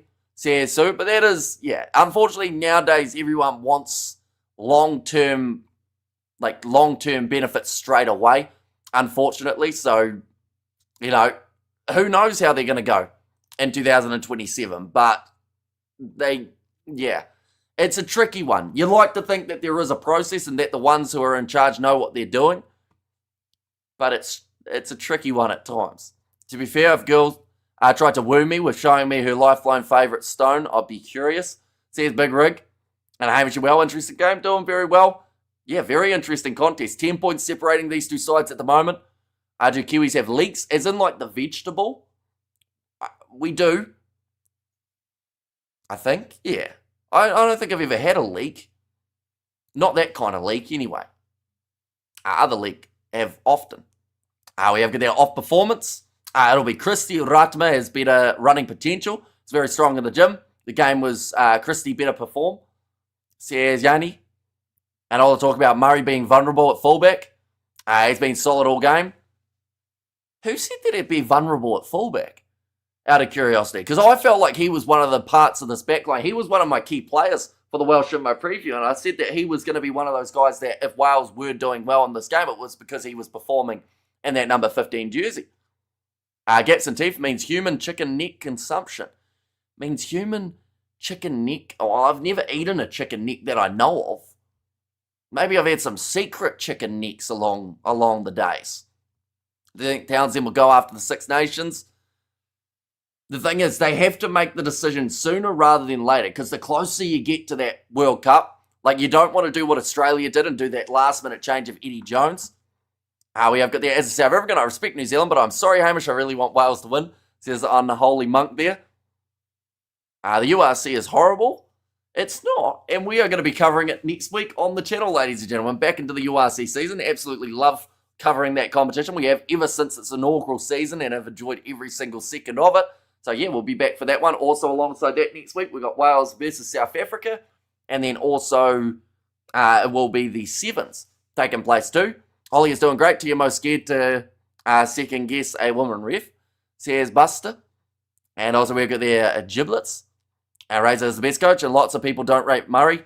He's going well, says Studs Race. Talk was about Murray being small and therefore vulnerable under the high ball.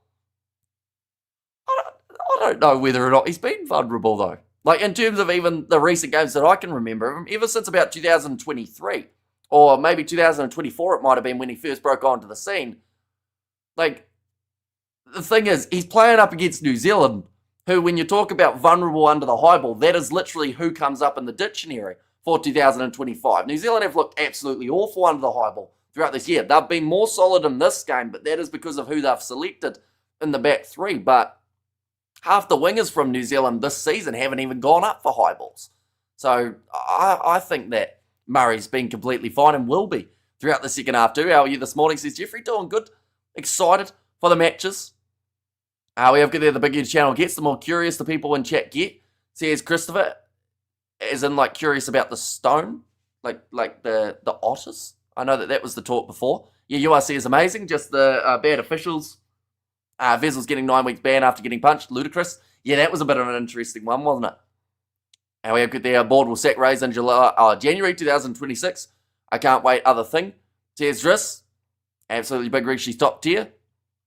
And we have got there as well, in the Sevens and the URC. I'm hoping to do a majority, or at least a little bit of a mix and match of both on the channel. There will be plenty of overlaps, of course, but yeah, I think what's going to happen is first day more than likely is going to be more the URC, and then second day of the weekend is going to be more the Sevens.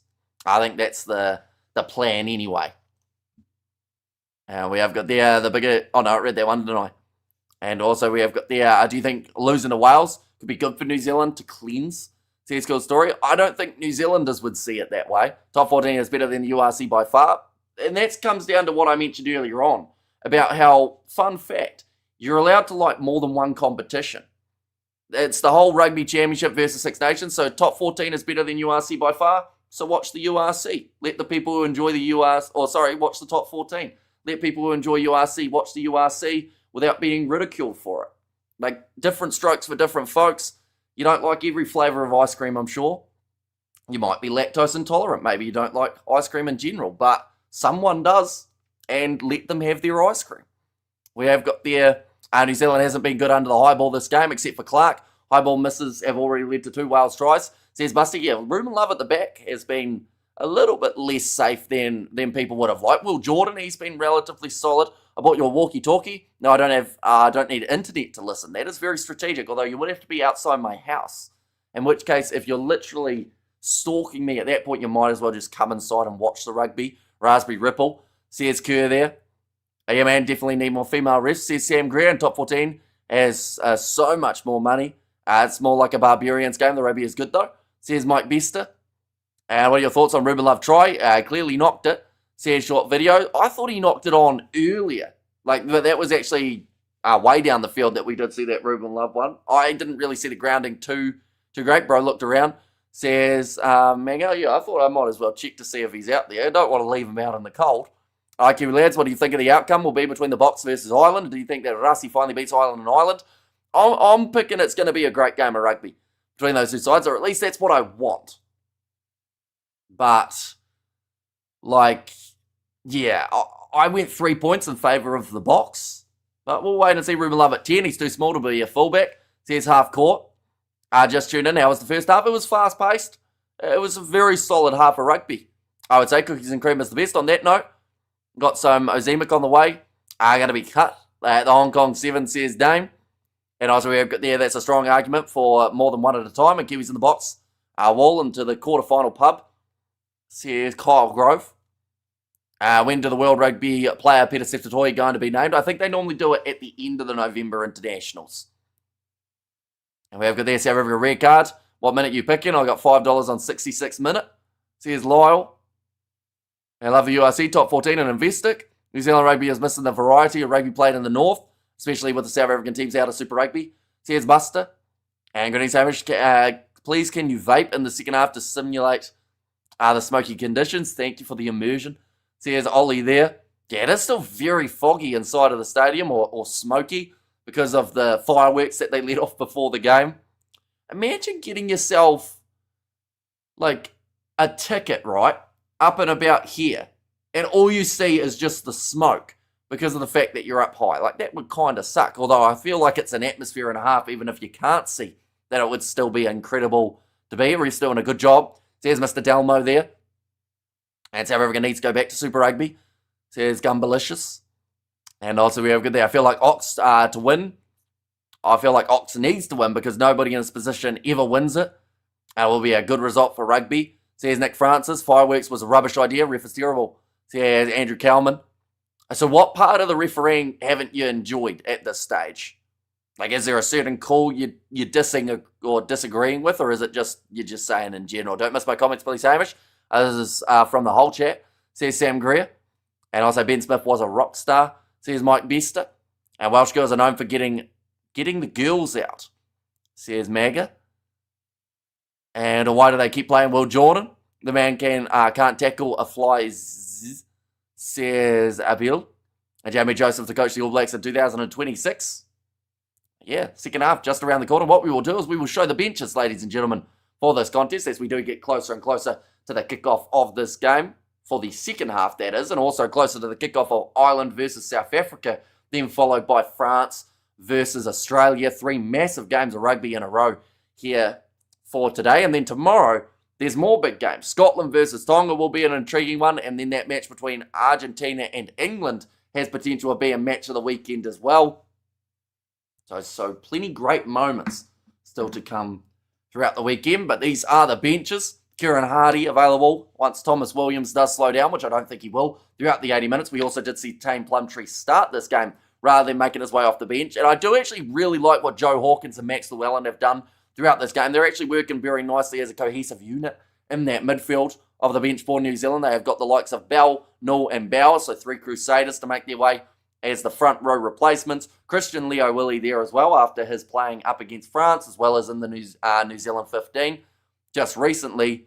And then Christie, Faina, Nuku and Reece as the back replacements.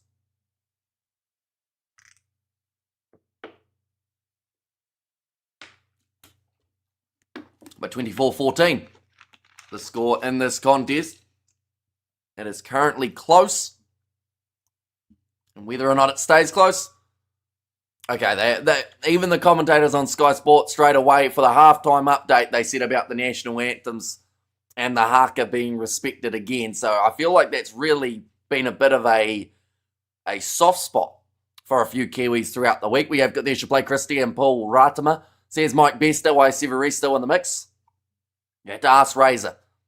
We have got there Razor need to be gone if the All Blacks don't reach further than the semi-finals in the Rugby World Cup, says Neil Garner. Yeah, they sacked their last coach who got them to a World Cup final.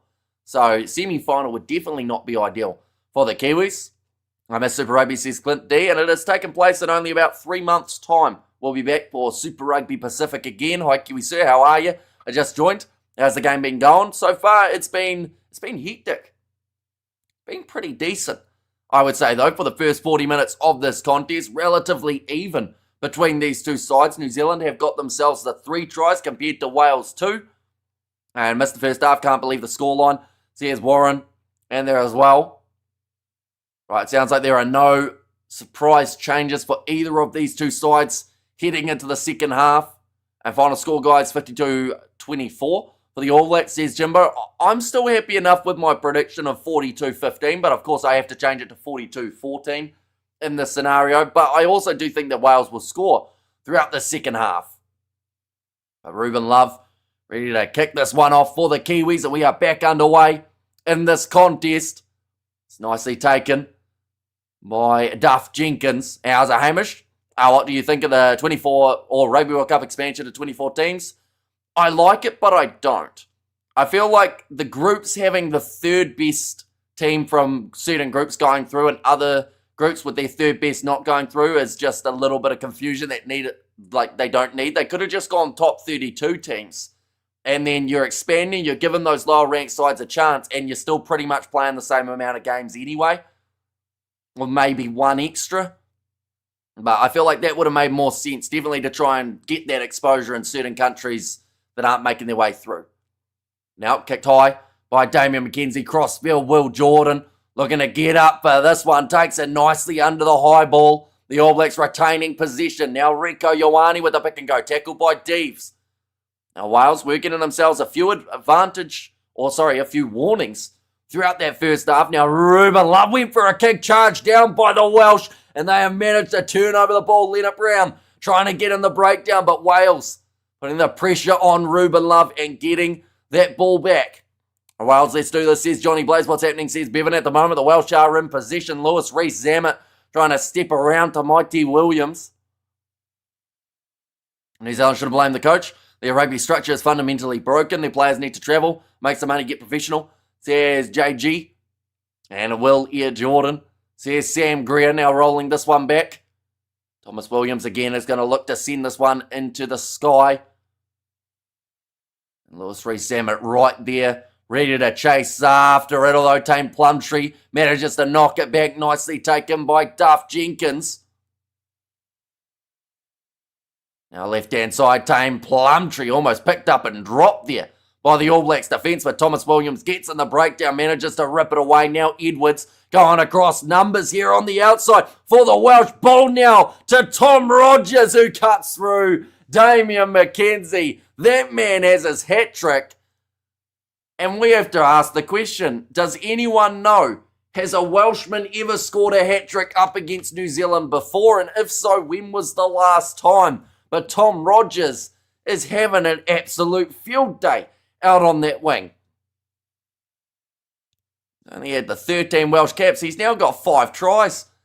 I can't blame that on Rico, says Alumni there. And it was that Love thinking, or what was Love thinking with that grubber? Says Andy had given the ball away initially. Duff Jenkins charging it down. That gave the ball to Wales. And then from there, ball on the outside. Tough one, that says Bevan. And then McKenzie just getting sold the wrong way. But the pace of Rogers being shown big time down that wing. I don't really know when, but it was, if so, maybe one of the Lions and Wales legends, Edwards, JPR Williams, or someone perhaps. And Jamie has a better All Black than Rhaegar. I would say not amazing achievement, says Mr. Ponty there. But now 24-21, the exact answer that they needed at the start of the second half. Oh, I just tuned in and Wales score. Come on, says Jason.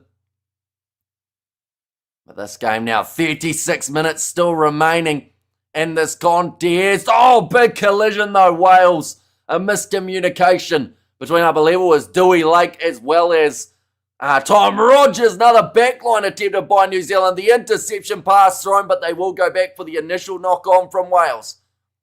JPR Williams back in 1974. The replays had Ruben Love's charge down in it. Ouch. Go Wales, bring me in some money. And it makes it look easier. Or making it look easier than Bonnie Blue, says Kerr. And happy for Rogers, but feeling some pain after another high ball failure, says Studs Rugby.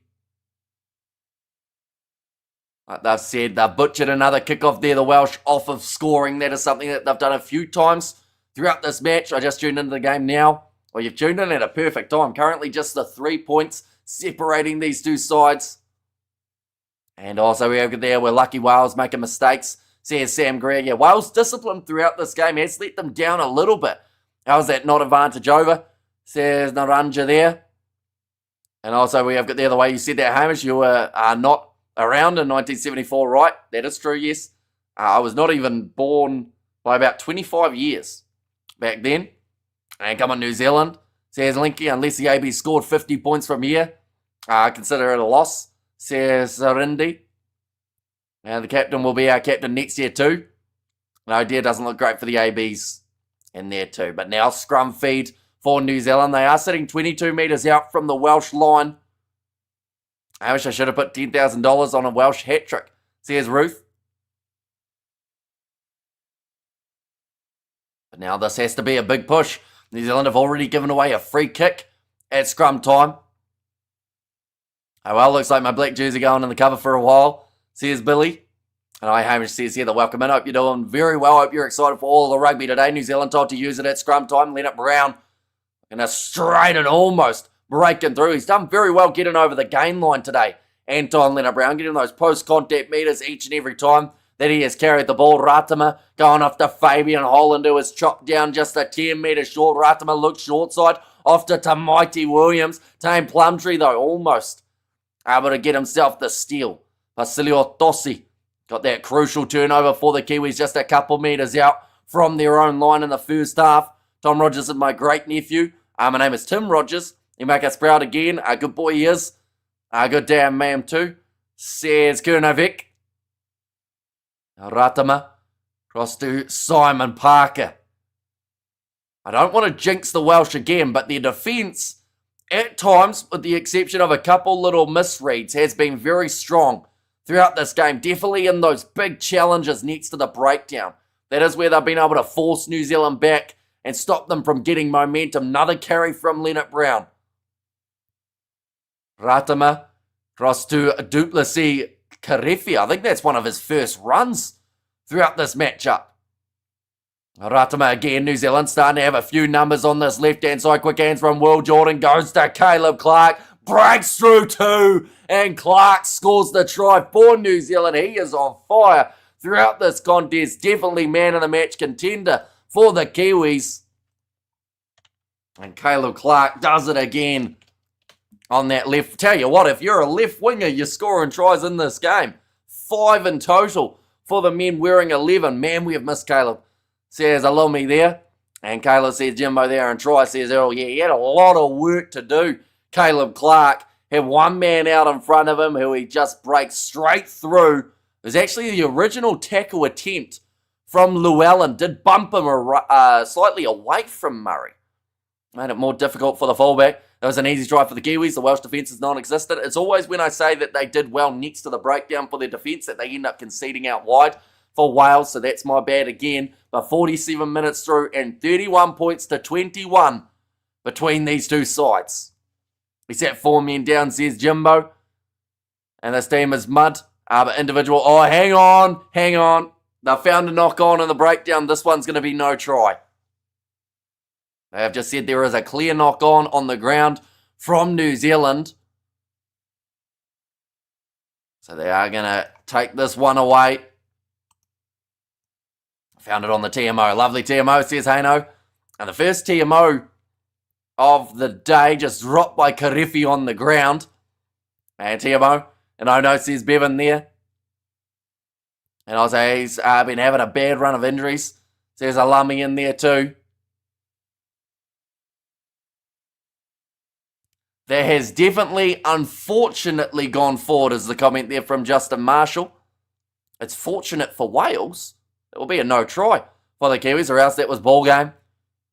And finally, some truth, says Johan there. And also, we get there, Wales have scored 3 tries. What's happened to the AB's defence? Wales haven't beaten anyone. Yet they're pushing the AB, says Tony.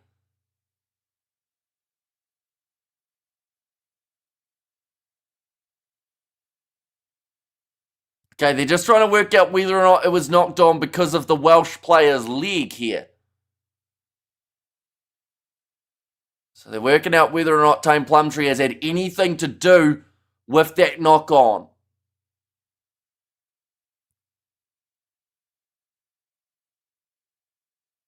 Okay, so it's a no try, it is a knock on, and because it is off the leg of Tame Plumtree, it is actually going to be a penalty in favour of New Zealand for Wales playing on the ground. We have got there, it's not a knock, it's a player playing the ball on the ground, it's a penalty, so yeah, penalty goes the way of New Zealand in this one. Is TMO a lady Hamish? It is not, no.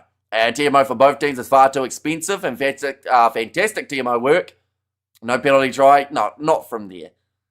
And get that try back, New Zealand. Out of the F has added not a penalty to Wales for playing the ball on the ground, says LB. So yeah, in the end they gave the penalty against Wales for playing it on the ground because of the ball being between Tame Plumtree's legs, which has caused Duplessis Karefi to lose possession of the ball. It's not a try, says Johan. Yeah, so they've ruled that one out. How's his leg playing it on the ground? Says Francois. Obviously, they've gone with him not rolling away quick enough in that scenario. But a bit of an unlucky one there for Plumtree. Nicely taken by Fabian Hall, and that's a rough pass, but it is picked up by Will Jordan, who steps close to the try line. He will be 1 metre out. He's tried to roll, and he's got it down to Will Jordan. So New Zealand, they will score their try only moments after having that last one disallowed, and it's Will Jordan this time who manages to score it from the other wing.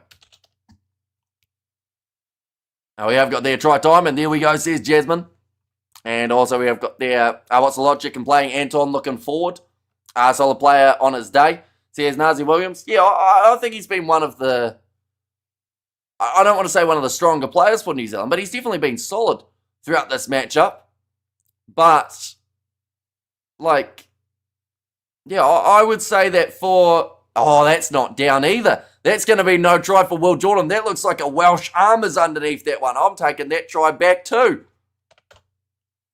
And this is one that really rocks the confidence of a referee when you have two in a row that may be disallowed. Wait, Karefi has no responsibility to control the ball. Any other team of that call goes the other way, says LB. See, I think the responsibility is there a little bit for Karefi, but because of Plumtree, where he was in the breakdown, jumping back over the middle, that's why they've penalised him. It's an unfortunate one, like I mentioned, but this one is going to be checked again for New Zealand. And we have got there, my 12-year-old son has been scouted. He will play 4, and then it's cut off. A bit of suspense building. Yeah, it did look like it was always going to be short for Will Jordan, but that is the arm of, it's Tom Rogers who has got underneath there. I think he has stopped a grounding for New Zealand. I don't know why she gave it anyway. From the angle, there wasn't a visible ball. And Karefi and Parker out in 2026.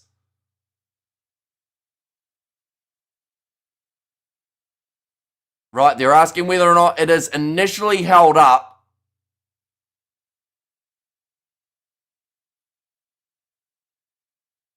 Oh, okay, so they're going on-field decision is tried, so they need clear, conclusive evidence that this one is not held up. Right, I'm about to sneeze, so I will very quickly mute.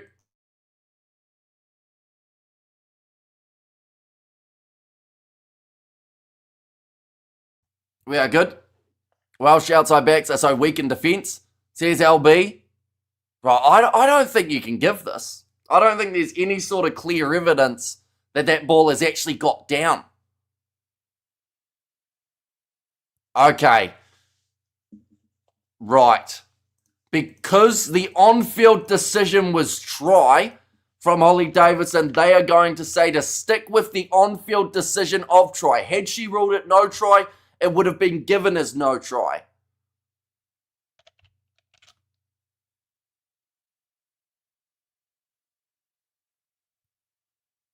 Okay.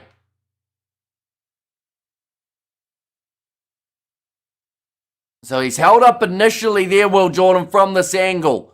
So Holly Davidson has actually said back to the TMO, I think you need to check it again here to make sure that when he gets it down, it's not a secondary movement.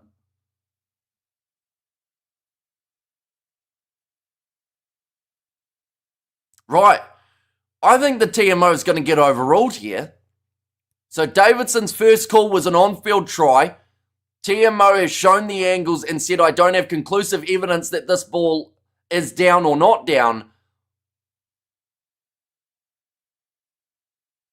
I think Davidson's going to overrule her TMO. Okay, she's overruling him. She has said, initially, my decision was tried. However, I'm not seeing a grounding. TMO said to stick with it, but I'm not seeing one. So the right decision, I believe, was made in that scenario. And now the score still sits 24-21. Because the on-field decision is the wrong one. To stick with the wrong decision, World Rugby Logic, although she changed it. She changed her on-field decision after seeing the TMO angles and everything. She said, no, I can't award it. I don't know of many referees that would be brave enough to do that. But now, nice run from Wallace. The TTE is smashed in the tackle by the Welsh. And great call, more balls than the men. Here's Jimbo. Oh, skip pass from McKenzie. Goes to Will Jordan. Chipping in behind, but Wales have Blair Murray back to cover. I think Holly is doing well. TMO's trash. I'm a neutral. Here's Sherry there. Can you imagine how much mentally exhausting that is to both teams? Is it a try or no try? Who knows? I think that they'll enjoy the break, to be fair, for the two sides. Yes, it will be a little bit tricky in terms of deciding on, or like just getting mentally back into the game. But I still think it's better to have that and reach the right decision than have all that stoppage and reach the wrong one. Okay, what's the point of the TMO? Then if we're going for an on-field decision, says Stephanie. Yes, I assume because it was inconclusive, that is where the referee, I guess, had another crack at it. Big run from Samasoni Tolkiaho. New Zealand moving into the 22 once more. Anton Leonard-Brown. Sitting 20 metres out at the moment. Scott Barrett having a little bit of wrestling practice on the ground with one of the Welshmen. Now Ratama. Back across to this left-hand side. Again for New Zealand. Wallace Atiti finds the offload to Ratama again. To Basilio Tossi. Oh, Tame Plumtree thought about going for that ball, told to get out of it. Duplessis Karifi now.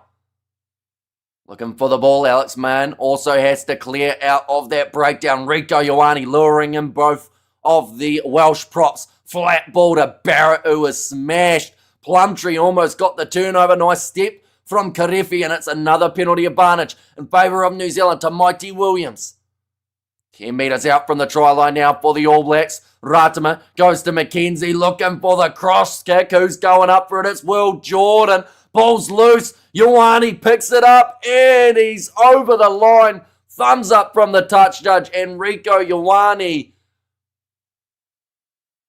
might have the try. They're checking this one as well. We've got the TMO coming in every 5 seconds of the second half. Right, the touch judge is happy with the grounding, but they are still going to check it just to be sure. How has Rico been going in room and love? Missed half the game. Rico started a little bit rough. He may have a try here though. Although they've said there that he may have knocked the ball on. Did he get it right though? In this case, Rico, it was a cross kick. No try, just drawing the nails. Says Eric. And we have got there, let's see how long it takes. Right, so Rico spins initially around Edwards. He looks for the grounding. He's got it. I think he grounded it first. So that is a great finish from Ioane. And this try now will stand for New Zealand. They've had 2 disallowed within the last 5 minutes. But that one is good. And that one will stay on the board. I haven't watched the first half. He's been playing like bad on the Anton Leonard-Brown. Or who's been playing like bad on the Anton Leonard-Brown? Leonard-Brown's actually had a pretty good game from number 12, I feel. He had some good attacking runs throughout the first half. Had a couple very crucial tackles that he's been able to make as well. McKenzie again gets another kick over. It's going to make the score now 10 points difference between these two sides, and the Welsh starting to make changes. Archie Griffin making his way on alongside Gareth Thomas. We have there, why she put down any wrong decisions to New Zealand? When they are wrong, there must be a bias here. Says new establishment. Yeah, I think she's been pretty solid throughout this game. I know that a lot of people were critiquing her before the match even started. So I feel like they were never going to change their minds. That one's going to be charged down. New Zealand now have got themselves the possession, 25 metres out from their own line. Hamish, if you put on your suit, you'll lose all credibility, says Tame there. And also 50-50 calls always seem to go against Southern Hemisphere sides in this November tour, says Phoenix. Currently 162 tackles made by the Welsh, but they have missed 29 throughout this match. Now, Simisoni Tolkiaho, ready to throw it in again, taking his time, waiting for that call. Going in nicely, taken by Scott Barrett. Now Ratama goes to McKenzie inside of the 22. Will sink it down the middle of the field, and once again finds a little bit of space. And behind the Welsh back three, Reece Zammit. Off of his boot. One more try. Hamish, you've outdone yourself, says School Story. Now kicking towards the sideline again. Well taken by Blair Murray. What can he do? Low tackle made by Damien McKenzie. Shuts him down from the get-go. Counter ruck from Ioane and Jordan. Ball goes on the side of New Zealand. And they get themselves the penalty as well. Wales playing the ball on the ground. And 10-point lead, says Earl. Hanson, F for the 50th time, says Alummi there. And yellow, says Magga. And also we have got their Wales need to watch their discipline. It seems like the wheels are starting to fall off, says so. And there will start to be a little bit more fatigue for Wales in the later stages of this contest. I believe they are up to now probably about 10 penalties at the moment. Ball kicked in a touch for New Zealand. Can we blame Rico this game? Only for the first try. Oh, here comes Reece. Who is he going on for?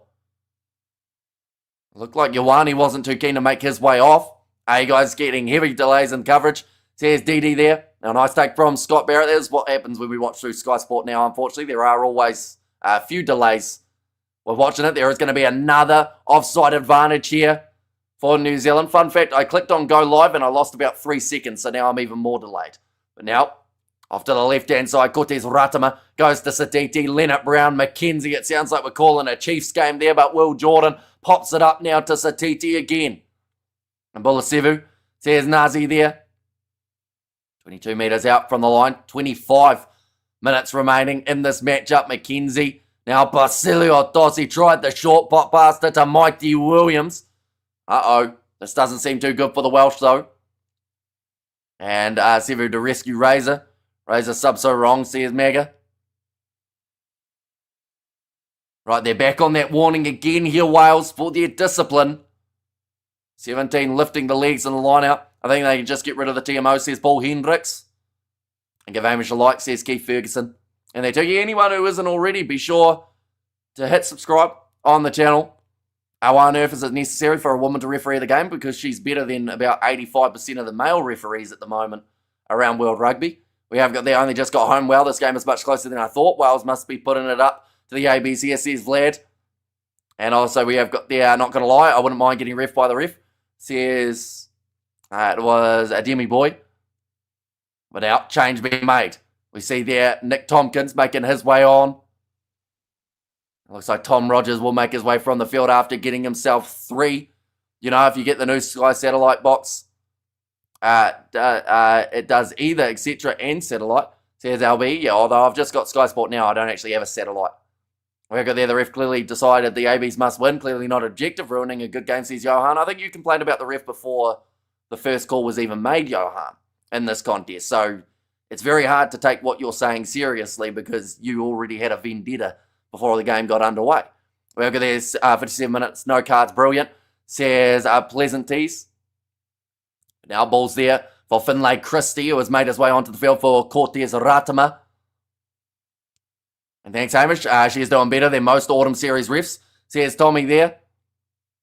Now back to the right-hand side. Reece with the inside ball to Duplessis Karefi. Best ref I've seen all season, says Eric. Now Reece. Across, what is the ref's name? It is Holly Davidson. She has refed a lot of the URC. She has refed international games of rugby before, but the first ever female to referee an All Blacks game as the main referee. If I take off Tom Rogers, hat-trick of tries, I think he was just fatigued by the looks of him when he was running off. Finlay Christie short ball to Fabian Holland, the All Blacks, just a couple metres out from the line. Now back across, Fletcher Null also has made his way onto the field for Basilio Tossi. I see George Bauer lurking round the breakdown too. Now back across, Scott Barrett, skip pass out wide to Sever Reece. Couple metres to wait for that ball to arrive. Now Finlay Christie goes back across to Anton. Leonard Brown offloads to Christie again. New Zealand 10 metres out from the line. It's great defence from the Welsh. Yes, agreed. Holly is refereeing extremely well. Says perfect days. We have got there. It's not sexism. If a man ref like this, call it out. Says no establishment. So what part of her refereeing have you disagreed with so far? Because I feel like that TMO decision that the TMO said, like, there's no clear evidence of a grounding, which there wasn't. So he was saying just keep it as the on-fielder try. Not many referees would say from the replays we've seen, I'm actually going to overrule my on-field decision and call it as no try instead. Will Jordan sitting 10 metres out from the try line. Finlay Christie back across. Did Love go off? No, Love is still out. Oh, I thought I saw Love before, but no, Mackenzie's still out there. Maybe they did put Sever Reece on for Ruben Love. Knock on from Leonard Brown. It was a bit of a low pass. But New Zealand already had the advantage, and now we see the first yellow card. These guys are just afraid of women. The girl has been fine, says King of Kings. And that's a rugby tackle, says no establishment. That is a solid bit of defence from the Welsh. 17 phases in a row, but unfortunately for them, just a tough one. Not a lot of arms involved. We have got their laziness earns y'all a yellow. And she warned them, to be fair, they've been warned multiple times throughout this game. The Welsh over on the TMO to correct your own wrong initial decision is exactly what every ref should have the balls to do, says Yanko. That one's going to be going into touch. And while Wales, you can do it. A good man, George, says Eric. And a tackle like that gets my box a red card, says LB. All right, team, wrong guy. For who will get a yellow, says Aheno. Now, ready for the line out. 10 metres out from the line. New Zealand, they're going for more than just those 3-pointers at this point in time. And I don't get how Sevu gets picked. He scored no tries for the All Blacks 15, but he gets picked for the All Blacks. Dults has been massive for the All Blacks 15, but is nowhere in sight, says Leslie. Yeah, there are some interesting choices. I think it comes down to the fact that he was in the initial squad for the All Blacks as to why he was in there. Now Sevu Reece passes to Tolkiaho. Dragged down 2 metres short. The tackle of Max Llewellyn, New Zealand trying to milk the penalty for him not rolling away. Davidson says, no, you don't. Now Finlay Christie going across to Mackenzie. Jordan, one more ball. Ioane, quick hands. Leonard Brown to Reece, who scores. So he may not have scored for the All Blacks 15, but he scores here for the All Blacks. That one should almost, you would think, secure this game. But that yellow card becomes costly for the Welsh. Pass the ball wide, G's. She has been decent today. She's been awful. She has been decent today. She's been awful. That's two different things, isn't it? We have got there, I'm sure Ian Foster would Loki mind if Wales, or wouldn't mind if Wales win. Game over, says David. Nice quick hands there. Rieko Ioane to Anton Leonard Brown, and then the finish from Reece. The 3 veterans getting involved in that back line. I feel for Ruben, man, says Alomi. But yeah, the fact that they've taken him off tells you exactly where Scott Robertson sees him in the future, unfortunately. And we aren't coming back. The ref won't allow it. You still haven't given me the example of what referee decision you felt was wrong in this match, rather than just saying as a whole. But that kick has gone over for Mackenzie. He is still 100% kicking at the moment, 6 from 6 for Damien Mackenzie. The backline must feed the ball more to the wings, and they can have a run. Says Paul. And man, what a kick, says the AI, and 2 tries denied. That is interesting. Technically correct refereeing, though. And yeah, the Welsh crowd not happy with that one off before 60 minutes, treating him like a prop. Game serves to nothing because Tor is dead. All Blacks disaster year. They ended up with 3 losses throughout the calendar year, which a lot of sides would take throughout a 12-month period. But like I mentioned in the intro, that is something that the All Blacks, because they have been used to being the best for so long throughout those earlier years, it means that anything less than perfection, people aren't happy with now. Please sign my petition, no female refs, says Tame. I think we should sign a petition of no incompetent refs, but Holly Davidson is not on that list. I think that in this game, we have seen more shakiness from the TMO than the referee herself. I think Davidson's done solid enough throughout this game. And I know that depending on who you go for probably impacts your decision. I watched a lot of Holly Davidson redoing Six Nations or reffing. Six Nations URC, she's a top ref. Yeah, refereed the Women's World Cup final as well. And New Zealand make that 40. So there's Linky there. Now currently sitting here, about 18 and a half minutes remaining. And Dewey Lake ready to throw this ball in. Holly done good. Sears dunked there. The All Blacks have made over 1,000 metres throughout this contest compared to Wales 360 is the stat that they've just said. Holly's only bad if you're going for Wales. Says Sam Greer. And Holly is 1,000 times better than James Dolman was in the Springboks versus Italy. Says Ruan Nell there. And 3 losses in is one thing, having 2 of those 3 being blowouts to England and South Africa is another. And that's the problem, says Gumby. And now nice step from Lewis. Reece Zammit on the outside trying to bust through, but a good tackle made by Will Jordan. Thomas Williams back across now to the youngster Harry Deves. Is this the chance for the Welsh to be able to get themselves a little bit of go for? There will be the penalty against the All Blacks. Running back for, I think it's a tackle off the ball from Rieko Ioane. That's what we learned today, is that Zammit learned to step on the USA, says LB. 5 tries, 2 more for my prediction. And the ref has been phenomenal. And what's up with D-Mac? He kicks like a prime Dan Carter. He's been exceptional off of the tee today. It was the TMO. I think it's I want to say he's English. I can't remember his name off the top of my head, unfortunately, which is probably a good thing.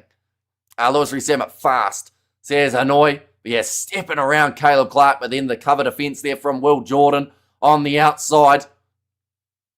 Rieko Ioane involved in that tackle as well. 17 minutes left. No, it's not Wayne Barnes on the TMO. The ref has been phenomenal. You got to be a Kiwi. But once again, give me an example of the decisions that you haven't liked. You've said it about 15 times that you don't like the refereeing in this game, but you haven't once given me an example of a decision that she's actually made that you feel was incorrect throughout this whole contest. So I feel like if you... Oh, there's a knock on there from Wales and the rolling ball just getting it slightly wrong. 20 metres out from the All Blacks line. We have got there... D-Mac had his Weet-Bix today. Well, yeah, she's been terrible, has she? But you haven't given me an example. Once again, any example. Give me a timestamp, give me a decision or something that tells me that, like, there is a wrong decision along the way. But you're literally just repeating the same thing of saying nothing about a decision. The AB's aura is gone, says Robert. And Wales' mistakes is why they're losing. Ignore him, says Old Man Crow. Well, it just seems like there's no logic behind his statement, unfortunately. I'm all for examples. The TMO thing was a bit of a farce, says Big Rig. It's not responding to this dude, Hamish. It's only trolling for attention. Obviously wasn't hugged enough as a child. But 3 minutes remaining here. Holly best ref at the moment. Not ref is why they are losing. It's stupid. You know, he might be 5 actually, so we might have to go easy on the child. On the youngster. He eats chicken necks. I think she's great, says Pleasant Teas. Now ready to feed this ball in. Maybe he's her ex. Maybe there's a bit of hostility still there. Oh, that's a big scrum. Little bit of movement though. I don't mind the ref, and I hate all the refs. It's a statement, isn't it? Because if the TMO. However, their dress is annoying too. He speaks rubbish, says Mr. Dalmo. He's just looking for free airtime, Hamish. The ref has been consistent and unbiased. Doing a good job, says Hillberry. In there as well. Now 15 minutes still remaining on the clock. Another decision you wait. What, a scrum reset? A new establishment. Get off here and go play Fortnite, says Gumby. Just showing a few of the guys off of the bench, or a few guys running the water, I should say. Oh, the Welsh, big scrum from New Zealand. And they managed to get themselves the penalty inside of the 22. I like this ref a lot, says Sam Wilson. and how to watch next game. So the next game, it is going to be on Sky here in New Zealand as well. And I will mention we're not a mile away from that match starting up. We are going to be starting our commentary in about 15 minutes' time for that contest.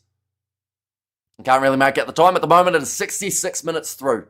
And this match, Hamish, you're super freaky and hot. Excellent commentary, says Ruth. Cheers, Ruth. Freaky and hot's an interesting combo, though. I'm not sure whether or not I'm blurry at the moment, maybe, and that's impacting your judgment. However, as a Welshman, proud of this performance so far. Yeah, Wales have been strong. Like, they've missed about 35 tackles, so to have only conceded 5 tries with 35 tackles missed is actually really decent. George Bell now on the field for New Zealand, throwing the ball in, nicely taken by Josh Lord at the front of the line out. Now Duplessis Karefi, that was close to a 4 pass twice in a row for New Zealand, but Satiti feeds the ball to Rieko Ioane. Now a little bit of a switch play there, oh my goodness. Will Jordan just got absolutely lined up from the hospital pass on McKenzie. George Bauer, tackled low by Duff Jenkins. And we have got there, can't wait, says Clint D. And there as well, now back into the pocket. Christie goes to McKenzie. Are you going to be live streaming the France game? I live in France, but speak English primarily. We are doing the French game as well. It's going to be a massive game up against the Australians. A lot on the line for both of those teams in terms of those world rankings at this point in time. And now Finlay Christie goes back to McKenzie, who will now kick it in behind. It seems like New Zealand going for more of that territory game. They also had the advantage already. I want you to tip for the box. I went box by 3, but more than likely will be wrong, as my predictions are often off. Now we have there back-to-back there. Kiwi lad get a beverage. And this yellow seems to be lasting forever, and it has now just come to a close. Okay, the TMO is getting involved in this contest. Okay, dangerous tackle by Tame Plumtree is what the referee, or the TMO, sorry, is going to be showing here. How many meters from the line? They were about maybe 50 meters out is where the penalty is going to be.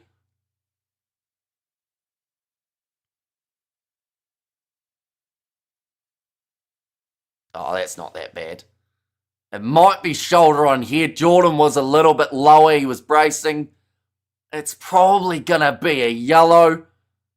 But it just looked like, yeah, it's an unfortunate one. It was a pretty solid shot from Plumtree, who did drop down quite a decent amount, which is why I don't think this is going to be a red.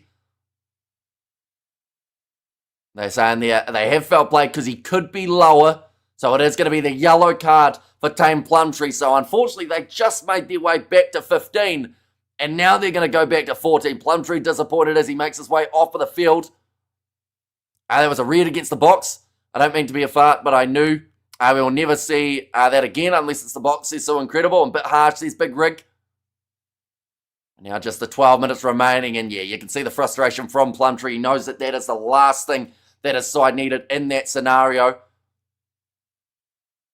And it will pass in red with the bunker, says Reece.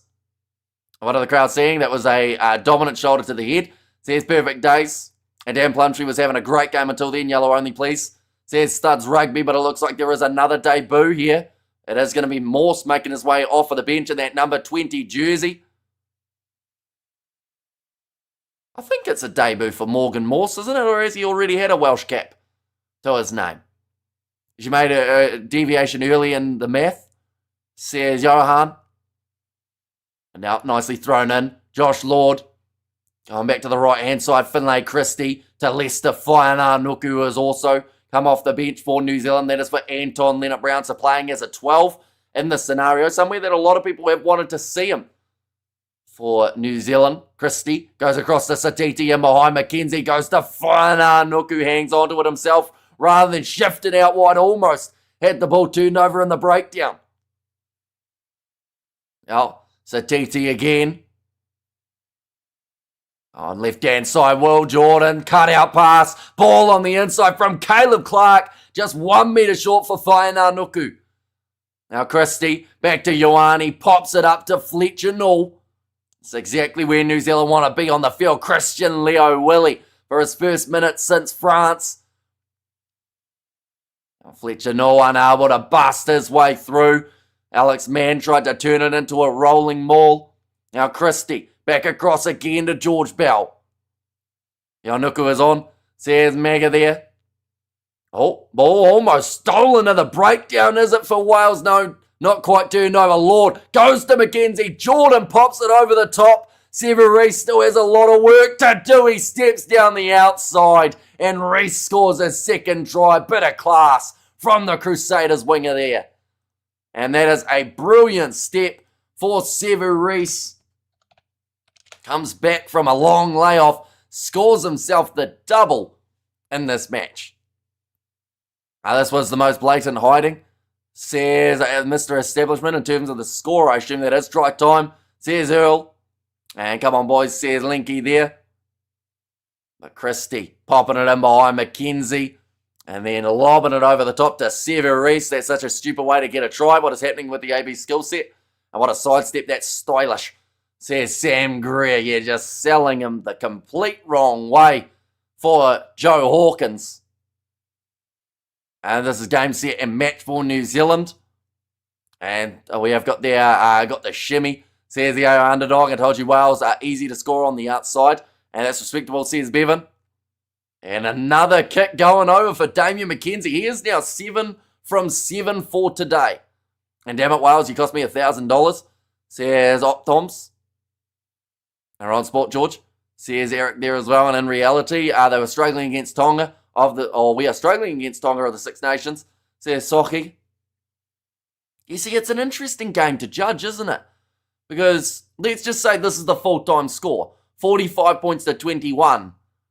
As a whole, people will be disappointed with this scoreline, won't they? Even though it's a 24-point win. So it's a hard one to judge at what point, what margin would people be happy with New Zealand winning in this game? So I stepped in a phone booth. Says Studs Rugby and Reece Zammit is a fraud.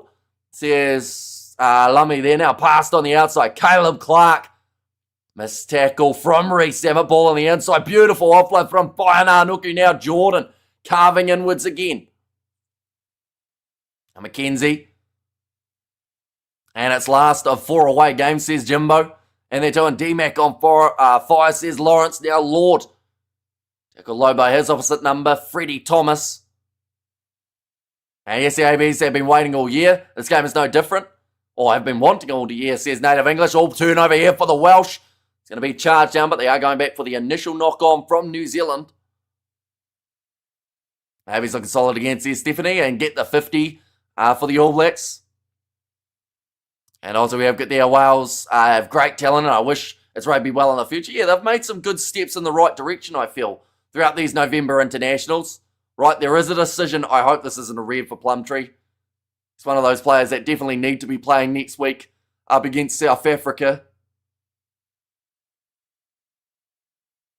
Okay, the mitigation is the sudden drop of Will Jordan, so it will remain as a yellow card here for Tame Plumtree, but he is still heavily disappointed at the fact that he is off the field for a majority of the rest of this game. I still say more than 50 for the All Blacks, and New Zealand got lucky today. The ref seems to be Kiwi, says New Establishment. I mean, if you're watching the game, you'll hear her talking. She's clearly not from New Zealand. The Scottish ref in this one, Holly Davison. Who cares about England? All Blacks way better side, says Ronnie. Well, at the moment, England are on a 10-match winning streak. They're doing pretty well at this current point in time. Mackenzie's kicking style can be described as psycho, says Tame, and Wales are missing a proper feature. We can't win without some turnovers. You know who they're missing? Jack Morgan. Sadly got injured in that first game for the Welsh of the November internationals, and he would have been a game changer for them, I would say. So, yeah, just a big shame that he isn't there for this matchup. But hoping for a speedy recovery. Big run forward from Nick Tompkins now as he's dragged down by Wallace Satiti, who's had a very busy day. Sudden drop sound familiar. Says Rua now backline movement for the Welsh. Ball on the outside. And now trying to step is Llewellyn before he's tackled by George Bell. Player who at the moment, this is pretty much his trial for the All Blacks. Hasn't had pretty much any game time throughout 2025. Referee rugby as a joke. It was red, says Riss. It just wasn't though, was it? With the sudden drop.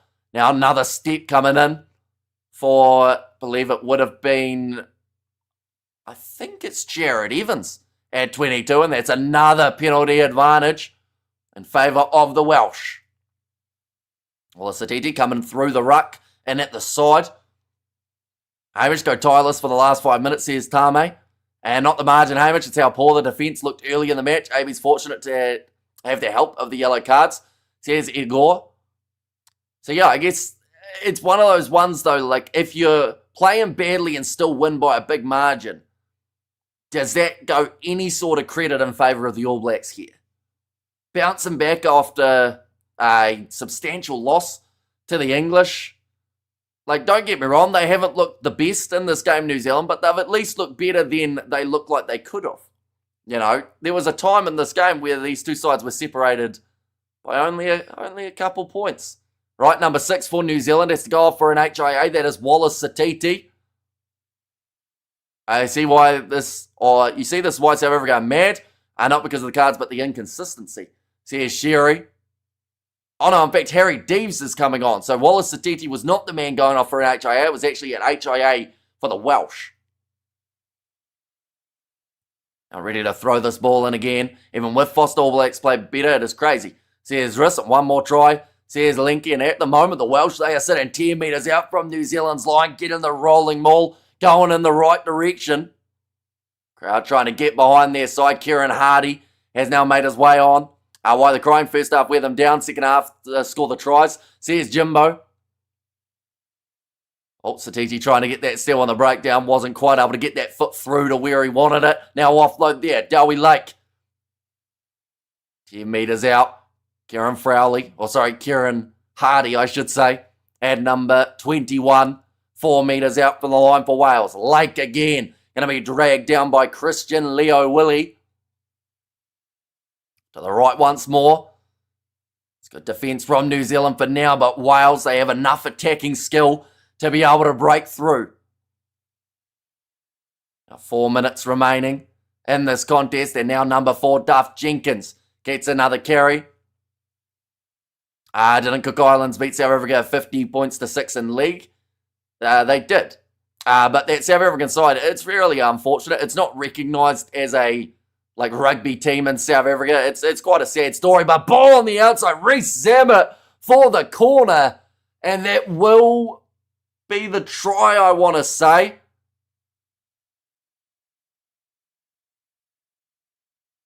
What sign did she do, pointing at her head, indicating something's wrong there?